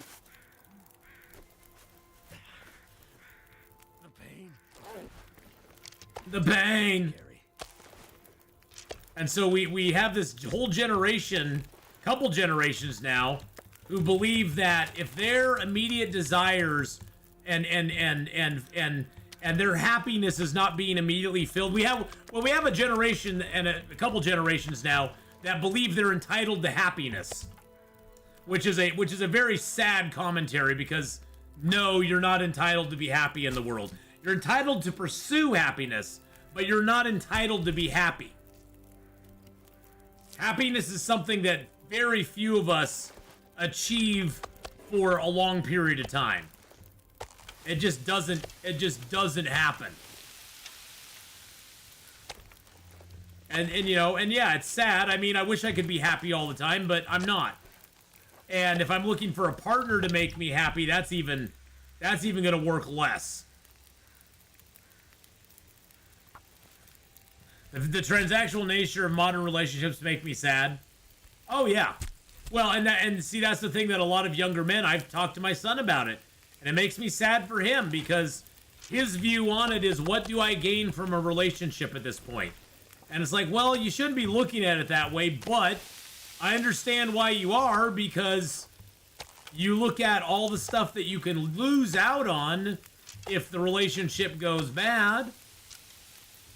You look at all that stuff, and it makes it look like a pretty bleak thing. I mean, when I was growing up, relationships were kind of meant for the long term. Sure, we all knew in our heart they weren't going to be long term, but we had this idea in mind that they were.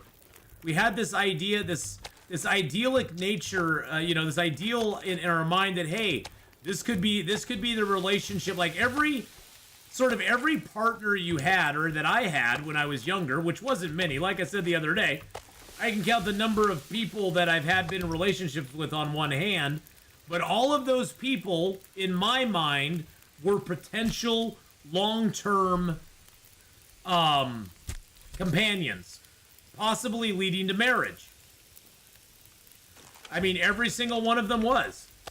They were all, in my mind, marriage material. They weren't somebody I was just hanging around with to have fun with, or just hook it up with, or anything like that. I mean, but that's how I looked at it, and that's how I think a majority of our generation looked at it too. Sure, I mean, everybody had the school jock that all the girls wanted to sleep with, and everybody had the school cheerleader that all the boys were like we were horny teenagers. I mean, there's nothing you can stop that with. That's going to happen anyway. But in our hearts, we knew that those were not really going to work. That was not a long-term solution. Atheenon, situationships are garbage. A situationship will never make you happy. Ever. Ever. And open marriages, it's like, why even be married at that point? If you're going to have an open marriage, you might as well just have a long-term committed relationship where you just sleep with whoever you want. Or you might as well just not even have a marriage. You might as well not even have a relationship. You might as well just have a main chick and a bunch of side chicks. And the gal might as well just have a roster of dudes. I mean, there's no point to it at that point. It's like, it just doesn't make any sense. It's like, okay, so now you're putting a contractual agreement on something that you're non-contractually agreeing is not really a long-term thing in the first place. Just look at, I mean, I'm not gonna bash him, but a lot of Destiny's clips have not aged real well. I'm not gonna say any more than that. If you don't know what I'm talking about, a lot of Destiny's clips have not aged real well lately. So, poster child for open marriage.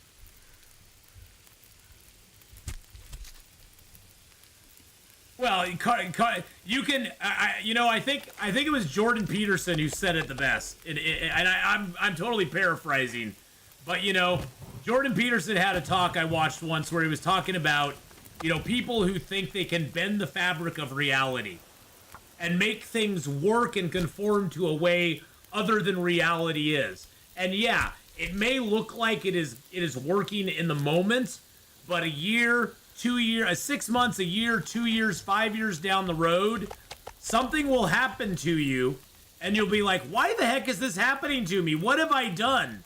And if you actually trace it back, you will find that when you tried to bend the fabric of reality to a way that it's not meant to be, and tried to fool yourself into thinking that it is something other than it is, it'll bite you in the ass eventually. It may take time.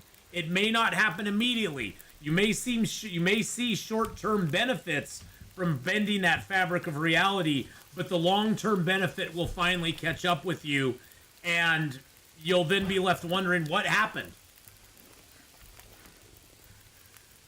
Well, and honestly, Stooley, unfortunately, there's a lot of very troubled people out there, and for them, my heart goes out to them because they really have it's the whole forgive them for they know not what they do type of thing. Because they really don't know that they are having really big problems. I mean, and we have normalized mental illness to a point. We really truly have. Because there are people out there who have really bad things going on in their lives, whether it's through trauma or just something not wired right. I mean, and I'm not going to say I'm not wired 100% correctly. I know I got my own issues with social anxiety, inferiority complexes, feeling awkward around everybody all the time. I got my own stuff I deal with. Everybody does, but there's people out there who, number one, don't know they have a problem because nobody's ever been, brave enough to tell them that they have a problem. They don't have friends that are good enough to sit them down and go, look, I think you have an issue. Because those are true friends. True friends are the ones who don't just blow smoke up your butt all day long. True friends are the ones who call you out on your crap and make you actually kind of have to self-reflect. And they're there for you through it all, but they won't let you get away with stuff. Hey, you want to identify as a lamp? Good for you. I will put a light bulb up your butt and make you feel like you're a lamp. But I don't have to participate in your delusion, okay? That's all I gotta say. It's totally fine. I have no problem with anybody identifying for whatever they want to identify with. But, I don't expect people to believe that I'm a millionaire either. So, and to me, it's almost kind of sad too, because we are so much more. We are so much more than that. Every human being is so much more than that. And we have so much more to give the world than just that. And when that's all you obsess on, that's all people are gonna see in you. That's all that people will see about you. And it just, and that makes me sad too, because that becomes your entire being. And I would never, I'm so much more of a complicated person than just that. Yeah, we're so much more than the material things we are. We're so much more than what other people judge us by. It makes me feel bad. It really truly does. And it breaks my heart to see that an entire generation is being sold a full-on bunch of lies when it comes down to it. It really does. It pains my heart. My son talks about it when he comes home from school. He talks about the stuff that they are pushing in colleges these days. It just blows my mind. I'm just like, really? My son's a smart kid. He doesn't buy into it, but oh my God. Holy crap.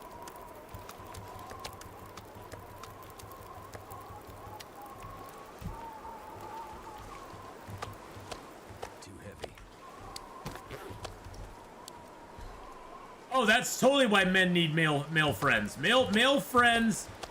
It goes back to the what is it they say? Men will talk shit about you in front of you and be your best friend behind closed doors, where women will be your best friend to your face and talk crap behind your back. Men just tend to not do that, and it's just a different way that we react with each other. And there's a lot of women who will talk crap to your face, but a majority of women, you see that, that whole mean girls thing, that it's a thing because it actually happens. And you always see men give crap to each other all the time. There's nobody I razz more than the guys that I love and the guys that I'm best friends with. When we play games, we give each other so much crap all the time. All the time. To the point where my friend, she was like, oh my God, you're being so mean to him. And I'm like, no, I'm not.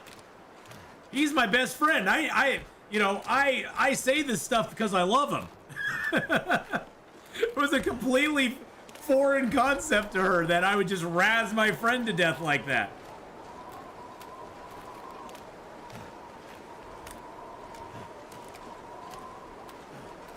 Oh, guys who hate their coworkers. You know, a guy despises another guy when they are nice, polite, and quiet to them, and they don't say mean things to him.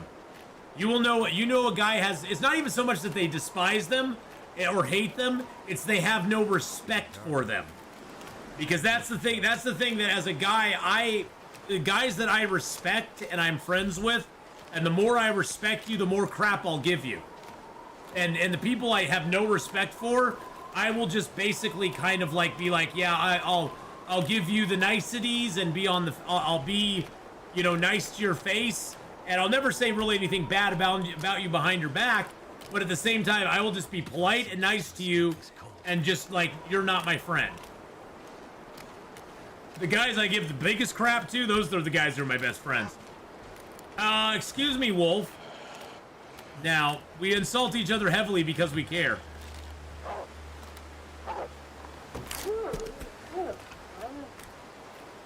Yeah, we don't... Men tend to not blow smoke up each other's butts most of the time. Oh, there's always... The thing, though, the thing that I've always held to Adventurers of X is the exception proves the rule. If you can point out an exception to something, that means that the rule is true. The exception makes the rule. That is why there is generalities. Exceptions make the rule. You wouldn't have a rule if there wasn't exceptions to it. And there will always be exceptions. There will always be outliers. There will always be people who don't conform exactly to it. But you can't base a worldview on just the exceptions. You have to base it on what is actually overarchingly, overarchingly happens. Because there will always be, a minority of exceptions here and there for everything. Nothing is ever 100%, I guess is what I'm saying. A 100% just does not exist. Which is a good thing, because if things were always 100% of everything, God, the world would be a boring frickin' ass place. The wolves are using suicide troops to take out my munitions? Yeah, they are. And they've done a pretty damn good job of it. Yep, it's the construct of the paradigm. That's why whenever, adventures, whenever I really enjoyed debate in high school. And our debate person was always had several rules for debating somebody else. The first and most important rule is no ad hominem attacks. The moment you start attacking the person instead of the issue, you have lost your case. Period.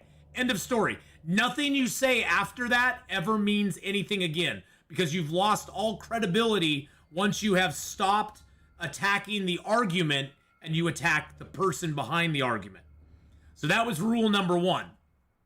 And rule number 2 is never cite an exception to further your argument, because when you're citing the exception to further your argument, the other side can come back and easily disprove that your exception proves their case, because the exception always proves the rule. And so those were two things our debate teacher hammered into us very strongly about debate, because you have to debate logically. You have to take that emotion. Well, and the other one was don't get emotional. You can show emotion and be passionate about what you're speaking about, but when you become emotional, there's a difference between being passionate and being emotional. You know what I'm saying? Where passion, you can show your passion while you're talking about it, and that inspires people. But when you become emotional, you almost become irrational. So when you get to the emotional irrationality of an argument, you've also sort of lost your argument. And I wish they would have more debate classes around anymore. Because it really taught, it taught me to look, number one, at the other side of arguments, because you always had to also always consider, okay, if I break up with this argument, what is the rebuttal to this? Because you got to understand, in a debate, you do not just have an open platform to just, say whatever you want as long as you want, and nobody's going to respond to you. There's going to be people who are responding to you and basically trying to either shoot down your argument to make their point, or they're going to be, bringing up other points that you're going to have to refute. I mean, it was all about back and forth. Ad hominem attacks are how you know your girlfriend is losing the argument. Well, it's how you know anybody's losing the argument. I mean, we were also, I mean, that it kind of fits to today, but, the example our teacher brought up back in the day was, in any argument, the first person to call the other a Yahtzee has lost the argument immediately. has lost the argument immediately. That was their example. Is the first person to use that has lost the argument. Just automatically, you know, it's like, because you got to remember, when you're actually in a structured debate, they are scoring everything you do, from your arguments to your counter arguments to how you are actually treating the other person. And so if you're doing personal attacks, they dock you points. They'll let you do it, but you will actually get docked a lot of points for doing that. You know, they want you to not to do that. They want you to be attacking the arguments that are in front of you, not the other person. And that was what we were always taught. So, and you have to have some logic involved in it too. You have to be able to take people from point A to point B to point C to point D, and then tie it all back into point A, which is your original hypothesis, statement, whatever. You have to make that thread all the way come back around and be like, and that is why. That's why in a lot of debates you'll hear them say, so in conclusion, or that is why my point of XYZ is proved. You know, because they'll tie it all back to that first thing that they hung their entire debate on. So Spock taught us reason and emotion are mutually exclusive. They are mutually exclusive, but you can control them. I wish I had taken more debate courses to match my mathematics side. Hey, you know, mathematics is all about logic too. I would imagine Adventurers of X, you probably have a very good logical side to you that already knows a lot of this stuff here anyway. Casual Shark Gaming, by the way, hello, how are you doing? Sorry, it took me a second. I was opining about things, but Casual Shark Gaming, good to see you, my friend. Hope you're having a great day. Logic. In today's America's logic, logic can get people in trouble. Oh, yeah. I came here for a good argument. No, you haven't.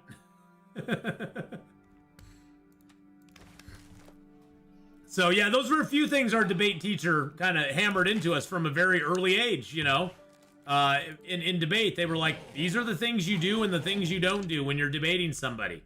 And I take those forward into life. I mean, it's like, I don't try to have an argument with somebody who's just arguing the exceptions or they're just making attacks on me. Either of those things start happening and I'm just like, I'm not interested. I know at that point that person is not worth arguing with or worth talking to it about. You know, not even if you're arguing, but just talking to them about it, because their mind is, it's not closed, but their mind is already made up. And in a way, their mind is closed on the subject. They aren't looking to engage. They're looking to proselytize their idea on you. It's almost like a you know, a holy roller preacher who, you know, doesn't have any room for any questions about the faith. They just want to make you believe, you know, and that's like, that makes me a little cringe with some religions. It makes me a little cringe with some positions that people take these days as well. It's wrong in both situations, because we should never be afraid of questions. Questions will either strengthen our position because we'll think up reasons why we believe what we believe, or it can change or soften our position because it will offer us an opportunity to look at the problem, look at the situation, look at whatever it is, and think about it in a different way and make us go, huh, I never thought of that before. That's a good point. But it'll do one of the two. I mean, there's no wrong about it. It either improves us or it improves us. And I don't know why people are so afraid of that anymore. It's like, it's a win-win. You get either a stronger position in what you believe, or your position shifts a little bit and you go, huh, I never thought of that angle of looking at it. That's a great thing. I've learned something. How is that a bad thing? I think the only people who are afraid of hearing differing opinions are people who are afraid that their opinions will not hold up if challenged. That's what I truly believe. And on that, we're going to end some Long Dark here. My opinion is the Long Dark's the greatest survival game ever made. Bite me, all the other survival games out there. Think we were trained to accept more than to challenge. Lack of purpose-driven support. In general, people are scared of admitting when they aren't right. Well, that's true too. And it is hard. It is hard, Zylock, to admit when you have a belief that you have held all of your life, when you have something that you've believed in all your life, because most of the things that we know, let's be clear, most of the things that we know, that we're like, I know this and I know that, most of those things are beliefs. We believe them because we have read it somewhere, seen it somewhere, heard it somewhere, been taught that, whatever. You know, through our life experiences, we have all these beliefs that we have built up, and we don't like our beliefs in reality, our beliefs in what we believe to be real and true. We generally, as human beings, don't like that being challenged. It's a painful thing to have those challenged.